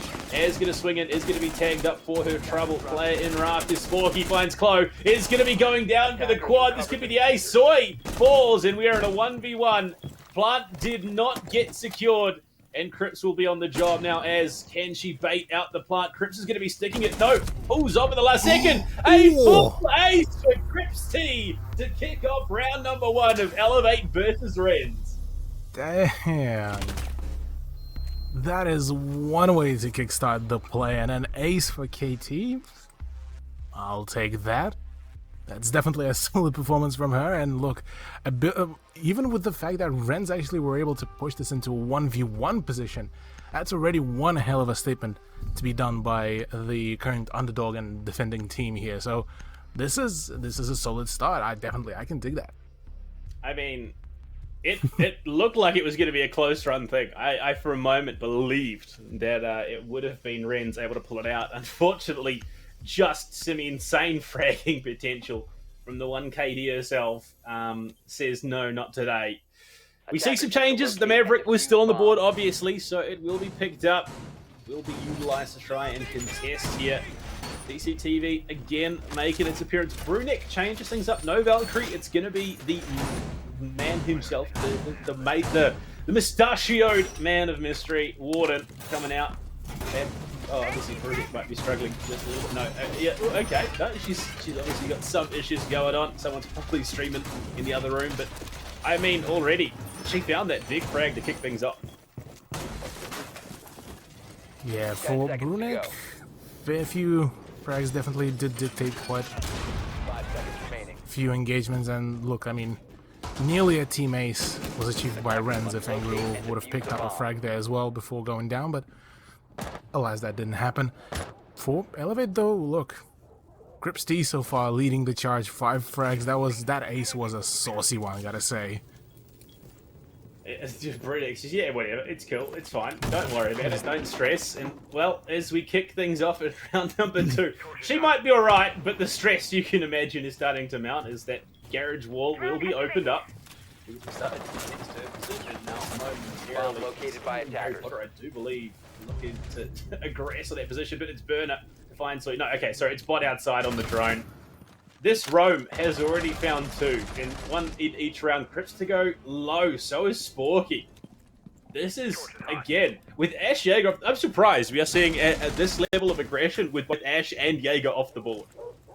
Yeah, this is definitely a quite interesting turnout. I definitely expect a little bit more of a kind of explosive fiesta there, but not maybe yet to be in play. I'm curious if Brunek is actually going to pick up a long angle kill, because she has the scope actually to dish that one shot to down Crips T right now, but already the damage has been dealt to the reinforcements, and right now actually Renz are doing quite a solid job holding off the push, making sure that each and every inch of the map is not being given away without a fight. So look, this is probably one of the closer contestants so far that we've seen Elevate take on. Play in position, so is Bot. They're looking to try and flush out this Warden, but it is a Warden, so just how oh no, that's gonna be effective. Okay, never mind, you don't need a flash grenade when there is a frag to do the job. That is the unfortunate situation when both Wemai and Jaeger are banned out, and those glasses are not gonna be stopping a damn thing when Crips is involved. They can stop a flashbang, but I don't think they stop a shrapnel there at all. That was quite an unfortunate demise there for Brunek. Interesting. Yeah. Interesting. Fat fingering the button, I think, just a little bit. Crips is finally, funneling her way in. Sporky does get the kill on the Chloe, traded out by Bot. As holding the same position, Angry Wolf just inside Cash with the shotgun. Toxic Canister can do some real damage. Is he going to connect? Mortari just tagged up, is going to win the gunfight against Az regardless. And Angry Wolf is in a bit of a pinch right now. Swung in, Crips finds it despite being so low. Elevate with a second round on the board. I have no idea what to make of this matchup where, you know, my entire Rainbow Six casting career, I came into the 22nd meta where it was nothing but Where My Jaeger. Now, we are in a situation where neither of those operators are on the board, and it's just absolute chaos. I think that's exactly what Elevate may have been going for, just so chaos through even just the operator bans. And seeing that, well, it paid off firsthand. We've seen that wonderful Kobe by Crips T as well onto the rafters, and it definitely shows the attempt at playing it the same way whilst they don't have the Womai Jaeger, and trying to play the same kind of setups, certainly not really working out. Those grenades are still going to be hurting even more so than when both of those projectile denying operators are on.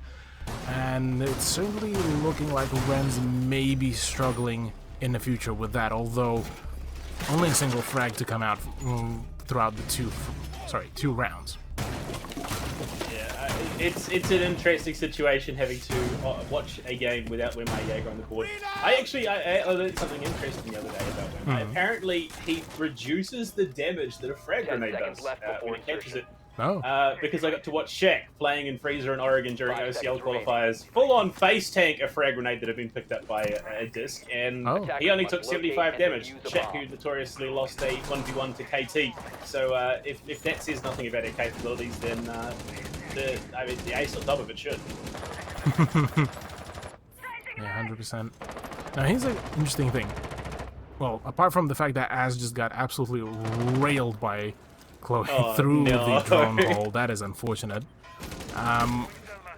Bernabé actually playing in the western hallway around the strip club, and potentially could go even for a run out, which seems like she's actually going to about to do it.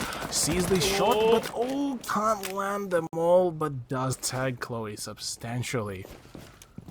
She would have won that if she had the elevate skin on. Just saying. Yes. Yeah. Oh, what's going to find the grade though?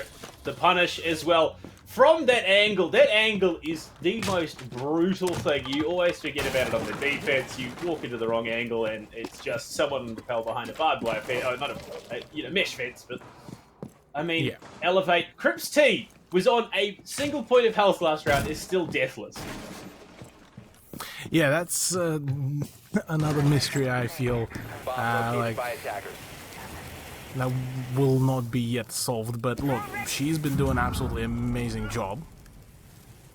Possibly might try to go deathless here as well, because right now, I mean, 2-0 so far, and she was the one who actually clutched out the first round, ready to make an impact on the morale. Maybe here we might be seeing something similar. boy. Another grenade might be flying through here. Oh, if she can just waiting for it. thread the needle. No, okay, so she's going to go for the shots instead. Finds the kill. Oh, okay, thread the needle.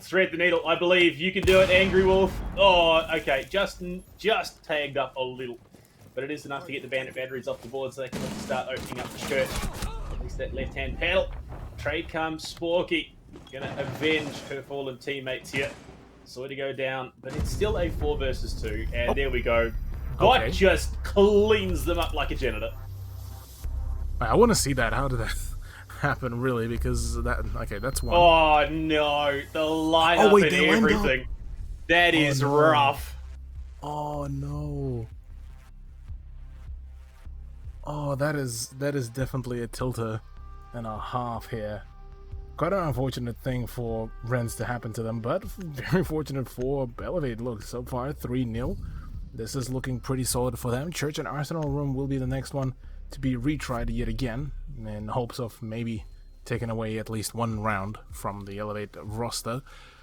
And look, so far Rens have been getting really, really close, but like it says, close but no cigar. Yeah, close. Close doesn't make you a champion. It makes you Protect your close bombs to a from being champion. defused by Unfortunately, attackers. well, round number 4, we have seen 2 bomb stats so far. The question is obviously if they lose this, do we head to gym at all? No Jaeger, no Am I on the board. You got to beg the question. But the other question that I now have is 4 nitro cells on the board for Rens. That is a bold strategy. It's going to speak to their attempts to counter the kitchen push. And hopefully the black eye is going to be providing enough information so that they can use them to great effect.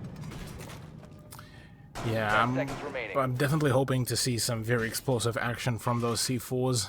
5 seconds Hopefully, shall be seeing quite a few frags to be claimed by those, because yeah, those are pretty much pocket nukes in their current state. With shrapnel in there as well, with the explosive range being quite high, it is just absolutely nuts how much damage they can deal in the right hand. So, meanwhile, for the time being, it seems that actually Bernabé opting into some top floor roam, which could actually work out quite well if she is able to deny some time. But I'm curious about Az's position, because she is in a bit of a curious spot. She wants to take some of those gunfights, but seeing as Elevator were a little bit more successful in some of the gunfights, she is playing a very passive spot. It's going to be interesting if she steps out. Bot is watching that angle, so you have to hold back as deep as possible from the stairs at least. To rotate it back, yes. I think they're just trying to match the aggression as much as they can. As with this angle, could actually be a disruption factor, especially with Bernabé there for the pinch. If they swing at the right time, They might be able to clean up Crips and potentially threaten just a little bit. Drone is going to be found, as does find the kill onto Soy. That's the sledge down. Burn will find the kill onto KT as well. That's exactly what they were looking for. That's why they were holding these positions. The Mozzie trying to deny that information, playing the stairs where by no rights they should be holding anyway. No one is going to be expecting Bandit halfway up basement stairs. And it's the damage they needed to do. Maverick off the board, Sledge off the board. This basement hold just got that much stronger. And now for Kotare, she's having to hold a very, very passive angle, really. She knows that there is the Mozzie presence still on the main stairs, but she is completely unaware of Az's position. And right now that Bandit could definitely throw in a spanner and it works. Another drone that did get claimed there by the Pest will not be returning any kind of information to the attacking side, and right now this is looking a little bit grim for Elevate, although we did see them clutch it out previously. We've got a stock hatch, so they have one avenue in should they need to go for an explosive execute. Bot is on the hunt, trying to flush out this player. Bird could have the pit, as does spot the head, but not enough to go for the kill.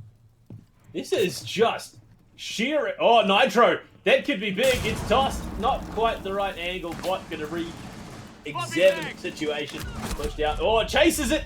Is going to find the kill. Chloe finds Brunek as well. So they've got the avenue, and Bernabet desperately relocating to try and back up her team. Nothing to cover the backside of things, but Bot has an inkling, a suspicion that someone is there. Chloe going for the plant. Oh, Burn is just going to swing out, getting mopped up. Bot for a double. The plant is going to be going down. Oh my god. Walking in. Wait. It's just a cleanup by Elevate. Absolute cleanup crew here. Bot with that bearing 9 was absolutely mental, gotta say. Not even bothering to really use the Type 89. It's the bearing 9 all the way, busting heads, and just, look, 4-0. That's all I'm gonna say. That's been an absolute just wipeout. Yeah, look, hey, there were moments where we thought it was going to be Renz pulling it back, but unfortunately, this is the Elevate show. This is Elevate. They're defending their title. They don't want to be threatened at their peak position here in the standings. And Renz, we speculated that maybe they could look to do some damage in the standings, and they are going to be going to gym bedroom. They brought the castle, so they're going to be trying for the gym lockout, but without a Jaeger, without a WMI, I mean... You get away some utility, but the question is, it's not a question of if they're going to take the site, it's how long it's going to take, I think. Yeah, it's certainly going to be quite a different question here to be stated. How long can Renz hold out? How quickly can Elevate make it into the side? And to me, it's actually going to be more so of a question of how much player power, or rather how many players do they want to actually put on, say, a pinch from the CCTV and cash and take control of the construction site. Because if they do end up trying to, say, push just the main stairs and just the balcony wall, I actually feel like Renz might be able to withstand that onslaught of the Elevate players. Whereas if there is going to be a pincer move from the cash and CCTV, this is where they might fall short here, Renz. Yeah, some very late reinforcements being done. Bot just gets into position a little bit too late. We'll have some information about those late positionings and late setups being confirmed. And, well, Jim is gone, or the window anyway, so they're in perfect time to open things up. They're going to use 2 X-Kairos. That's all. Okay, so what would normally take about a minute to deal with in terms of, executing all that utility is done in about 30. That's 30 seconds, and Soy's already found a kill on his walkie.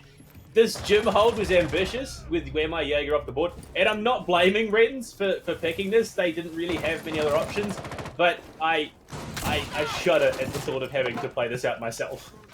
Yeah, this is definitely a very rough position, really, and for Elevate it seems like they're not even phased at all with those kinds of picks, at least yet. Oh, burner. Oh, very ambitious peak, but Soy was quite prepared there. But yeah, I gotta say, so far, that kind of ban of Jaeger and Wamai is working out amazingly here for Elevate. Well, the question then becomes, do they take the half 6-0? And if so, do they bring the same level of intensity on their defensive half? Because they're going to find themselves in a position where they aren't going to have Wemai or Jaeger in terms of helping. And so will just walk in, Elevate with another flawless round on the board. It's 5 in a row for them. They, I said, you need to come in, match the same level of intensity that Elevate are bringing. And unfortunately, Rens have just not been able to. And it's not because they're not good players in their own right. It's just Elevate. They I mean, I don't know whether it's, it's like hitting the nitrous in a supercar. They are just flying ahead. Yeah. Look, it's an absolute domination from them. 5-0 so far. Definitely looking like we're maybe seeing a 6-0 first half. Some changes are being made here by Rens. They are trying to adapt, bring in a Frost here to maybe see if they can deny some stuff. Az is actually going to be the one to switch off from the Melusi onto the Mozzie, and then a decision to bring in an Amaru by Chloe while still keeping 3 hard breaches. Now that is, I'm definitely curious about that decision. Well, the Frost pick is going to be brought by Burner, so the question then becomes is how quickly do we see Chloe run into one of these Frost mats, if at all? Because Burner is going to have to be very on point with the setup for that. But it could also be one of those things that does enable them. Look, they have done their absolute darndest to try and play this out as best they can, but I think Elevate big-brained this by banning out the Jaeger, knowing that a Wemai ban was probable,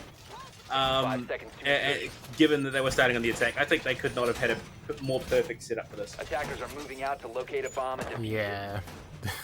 I'm still shocked at that ban, though. The Ash Jaeger ban on the Elevate side and then the Wemai ban is, yeah, that's one way to call it very much of a big brain decision there, and yeah, worked like a charm, really, so far.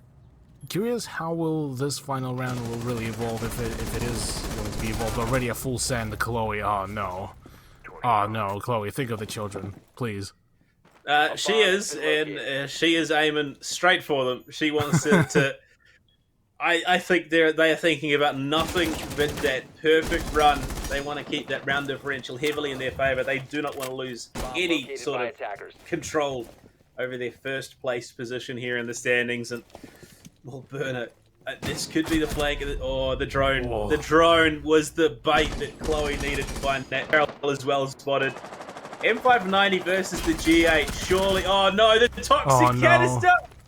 A perceived disaster. That is it in a nutshell.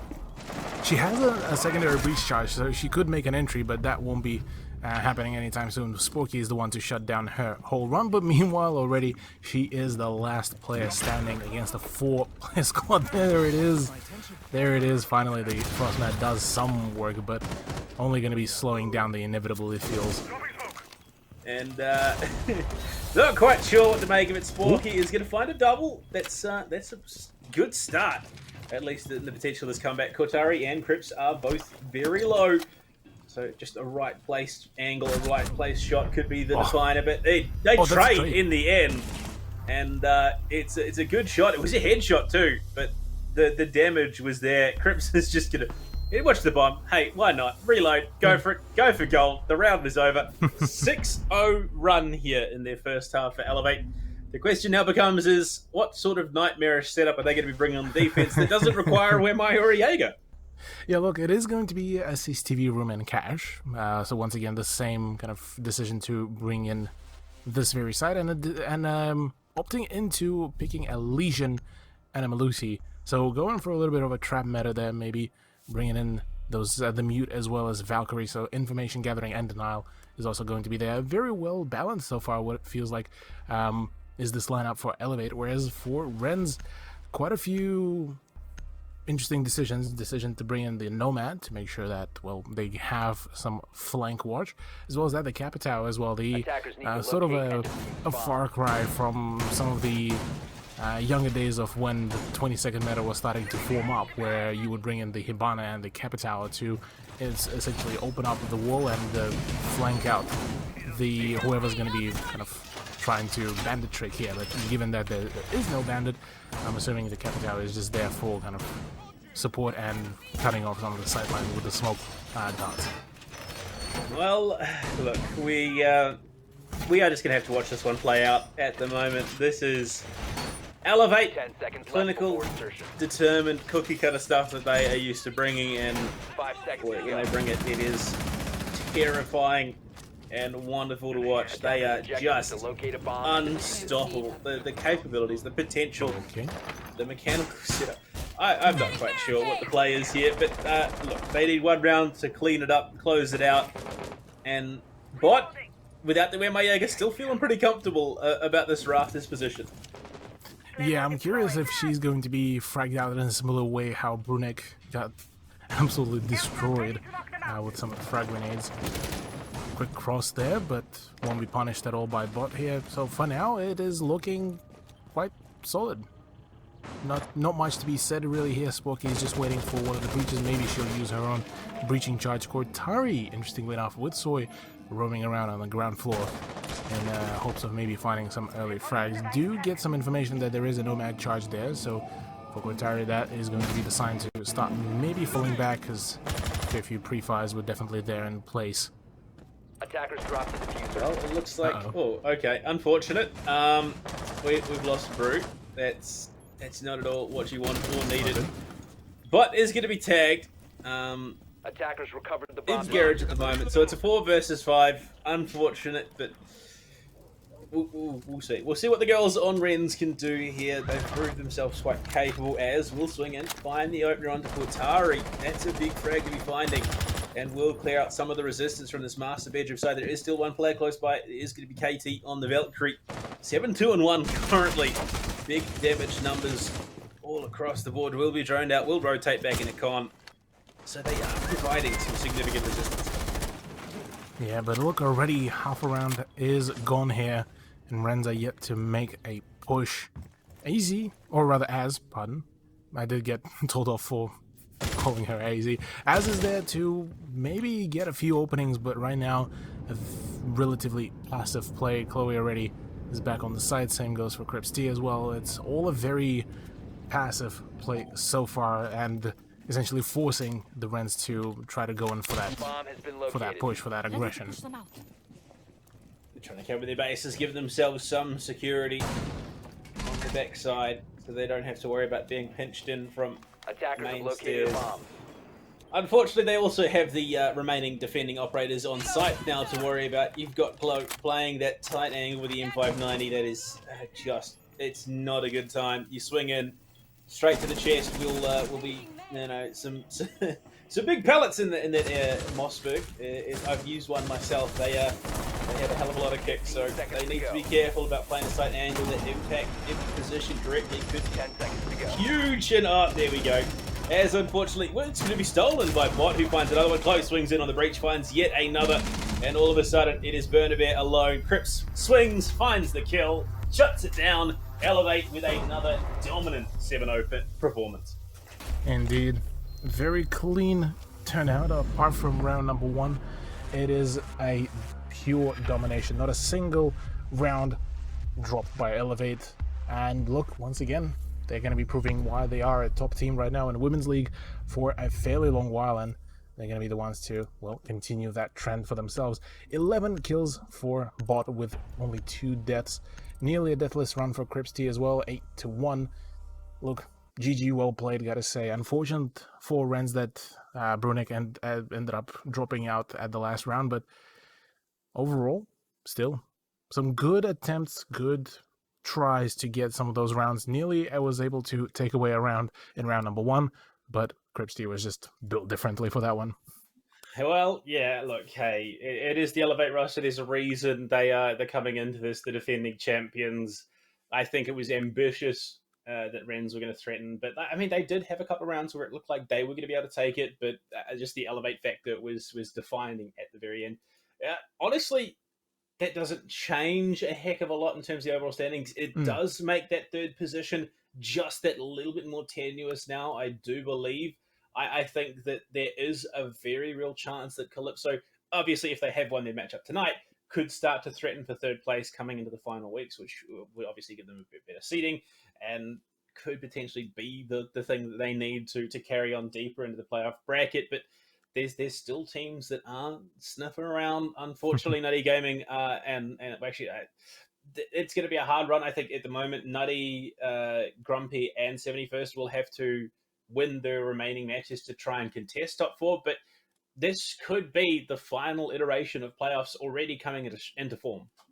Yeah, definitely. First few teasers here for us to kind of maybe get a few early predictions as to what could be the final results once the group stages and the playoffs do conclude. But yeah, look, so far, both Nocturnal and Elevate are looking pretty solid. They are ready to play it out. Obviously, for Nocturnal, even next week, it is going to be still quite a very uphill battle to play it out against Elevate, seeing how just flawless on the execution Elevate are. Well, minus round one that we witnessed. That nearly was lost. Although all thanks to Crips T for acing it. Whereas for Nocturnal, they are seeming to be at that kind of at a similar level of Elevate, but they still have that extra room to develop themselves, to kind of up their coordination between each other, up maybe some sort of aggression, and just maybe change some things around their playstyle. But let's have a look at the results and the standings and see where we are looking. So the matches have concluded. We did start things off with Nutty Gaming versus Nocturnal. That was a 2-7 in favor of Nocturnal. Calypso and Benix found themselves the dubs over Grumpy Grapes and 71st Recon, respectively. And then we finish and wrap up the day with a 7-0 victory for Elevate. Well, that's an interesting setup on the whole. Benix picked themselves up their first win of the season. Very, very well played to them. They will break that dry streak. They will get themselves on the board. But, I mean, again, Wrens, they got absolutely monstered. So their round differential is looking a little worse for wear at the moment. I think off the back of that, Calypso and Wrens should be tied from round differential. I would have to check the math afterwards, but they're both sitting so very, very close that this third place is going to be a very hotly contested situation coming into the final weeks of the season.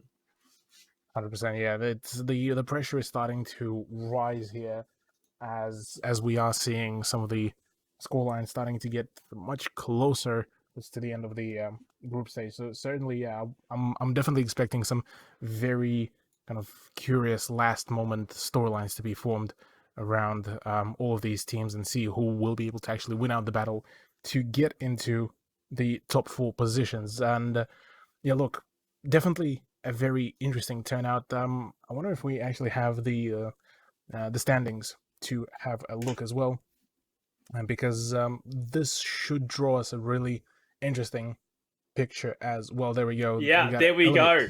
Third place Calypso is tied between Calypso and Wrens with a 6-round differential together.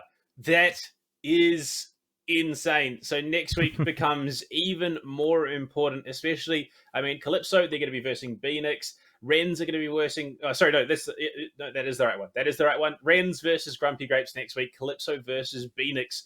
So Wrens will have to step up and pull out a monster performance, because Grumpy Grapes have done a very solid job of taking some rounds away from some very, very capable teams. They beat Nutty Gaming 8-6. They took 3 rounds off a Nocturnal. They just lost to 71st Recon 7-5. So there is potential that, you know, Wrens could be knocked back down into 4th place on round differential if they don't take a solid win next week. Yeah, for Calypso, it's going to be a similar outcome as well. So they will need to definitely make sure that they lose minimal amount of rounds. Look, genuinely, still, I'm very much excited for the remainder of the weeks for the group stage. Yeah, look, hey, it's setting the scene for an absolutely phenomenal run into the playoffs. I'm very, very excited. We are going to have that match breakdown coming up in a second. Unfortunately, we don't have Brunek's stats because she DC'd at the very end. Unfortunate. It is just something that you have to battle through. But seeing how things going, it's going to be looking pretty solid on the side of Elevate. Look at that, Crips, an 8 KD, a 1.5 kill per round there for Bot. Unfortunately, some rough numbers on the side of Rens, but they really did give Elevate as much of a run as they could. Yeah, it was still a solid performance, a solid effort from the Rens, but unfortunately could not claim any of the rounds. But look, still, few improvements are there. There's still the VOD material, all for them to take and to deconstruct as much as they can, and maybe further down the line they will be able to bring an even closer performance against the top teams. But yeah, look, overall, quite an unfortunate loss for them, and a very fortunate loss for, or rather, very fortunate win for Elevate as they keep their top position. And well, that is that about wraps it up as well for the for today's matchups and for today's play day. Any kind of final thoughts before we wrap this up, Panda? I unfortunately next week it's going to be a defining one. So as great as today was, next week is going to be the one. That is going to be Elevate versus Nocturnal, the single most important match of the season. Whoever wins that will secure themselves first place throughout the remainder of the season, the regular season going into playoffs. If Nocturnal can take it, they will give themselves a favorable seeding going into the playoff stage. They could dethrone Elevate, which is, I mean, look, hey, for the storyline, it's, yeah, absolutely love it. It's setting an absolutely monumental stage for once we get there, but make sure you're there. I'm super excited to get into it. Unfortunately, we have to wait a week for it, but hey, look, it's going to be a hell of a show. Yeah, got to build up all that hype as well. Get keen, get prepared. Maybe stock up ahead of time with some extra popcorn, extra drinks, because that is definitely going to be quite a heater of a matchup. Definitely quite keen to witness that, and definitely keen to see how will the end of that will also shape up the leaderboard, because one way or another there's going to be some upsets. I definitely feel that. Yeah, look, I'm excited. I'm keen to get into it when we do, but that is all from us tonight. So we will be seeing you 1 week from now for what is going to be one of the most exciting nights of the regular season. Make sure you're there. Make sure you're following the socials just in case we do it. And massive thank you to all our sponsors, ZQ Chairs, Computer Alliance, Ubisoft, Intel, Republic of Gamers, and Cooler Master. And from them and us, good night.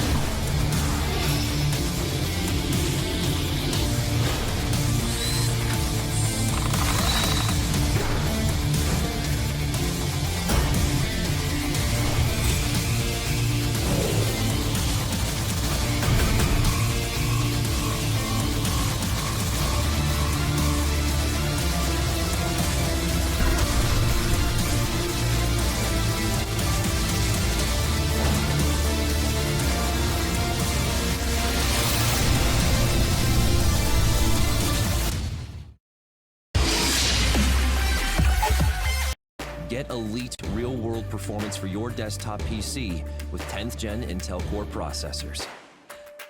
If you're looking to game, create, live stream, or stay productive, 10th Gen Intel Core processors deliver an optimal balance of frequency, cores, and threads to handle real-world usages.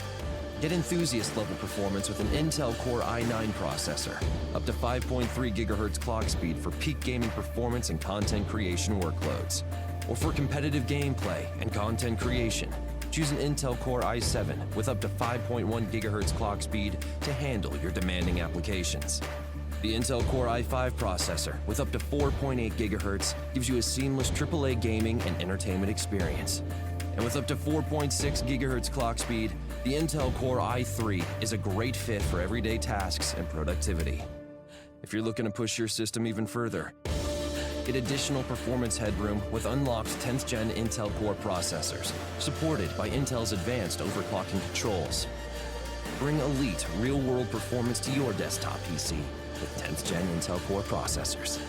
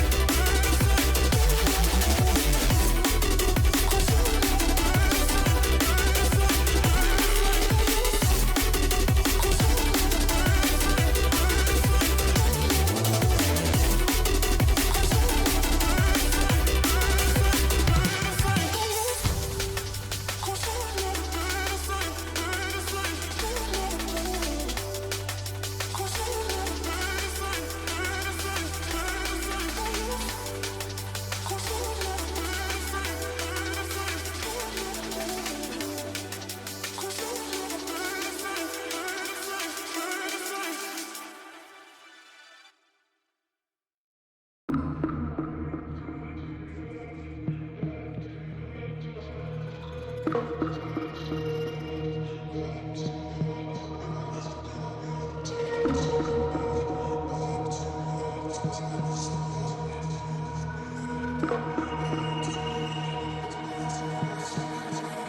have to stop going back to you. Back to you. Back to you. Back to you. I have to stop going back to you. Back to you. Back to you. Back to you.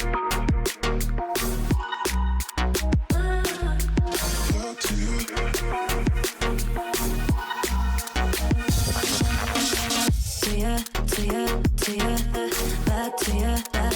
I have to stop going back to you, to you, to you, back to you, back. I have to stop going back to you, to you, to you, back to you, back. I have to stop going back to you, to you, to you, back to you, back. I have to stop going back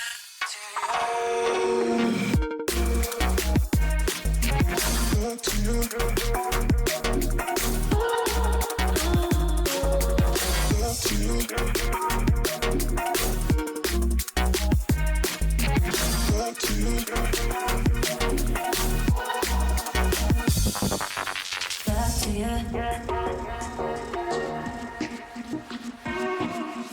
Back to you. Back to you. Back to you. Back to you. Back to you. I have to start going back.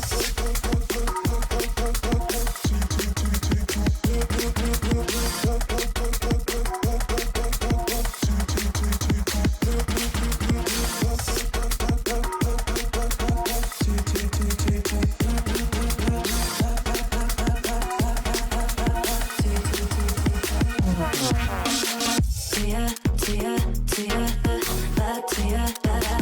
I have to stop going back to you, to you, to you, back to you, back.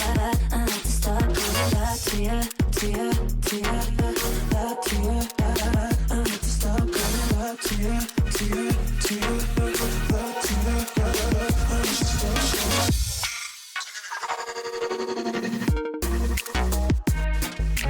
Back to you. Back to you.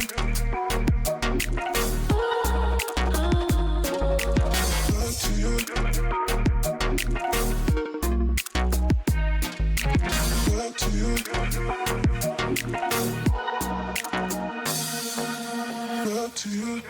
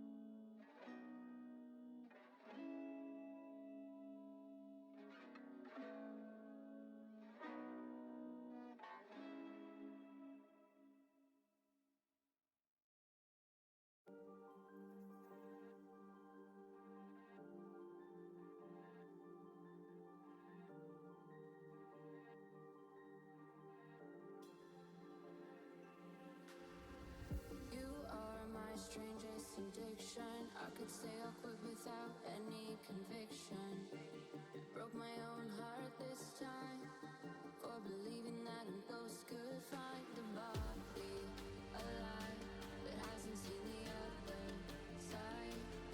So don't call me, I'll find something to escape my mind. What's the cost when there's no love lost between us? So burn the letters, there's a tragedy in every ember. In every ember. In every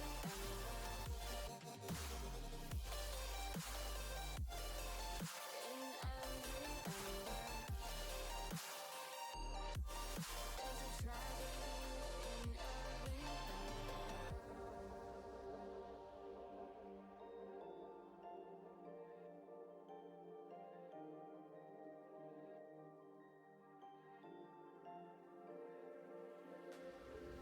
You are my strangest addiction. I could say I'll quit without any conviction. Broke my own heart this time for believing that a ghost could find a body alive that hasn't seen the other side. So don't call me, I'll find something to escape my mind.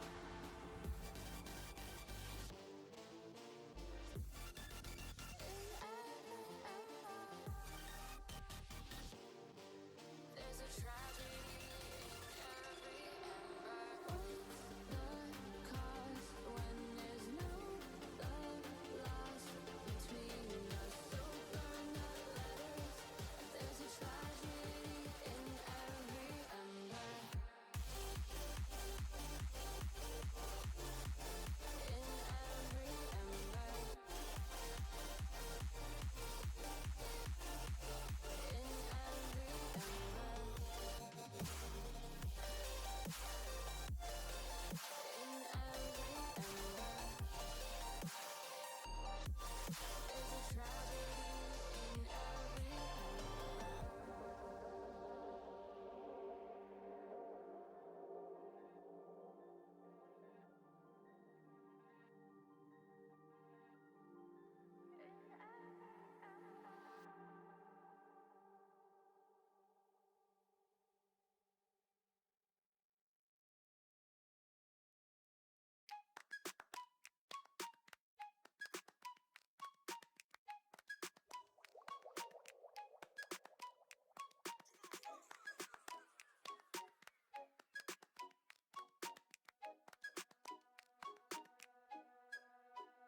I can picture what you're thinking of. My imagination's not enough. Oh, no, it's not safe to say what you're always looking for. Hey, someone to make you feel like.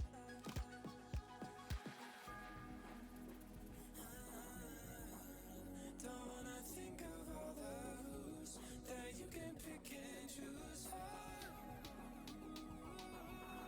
I wanna make you feel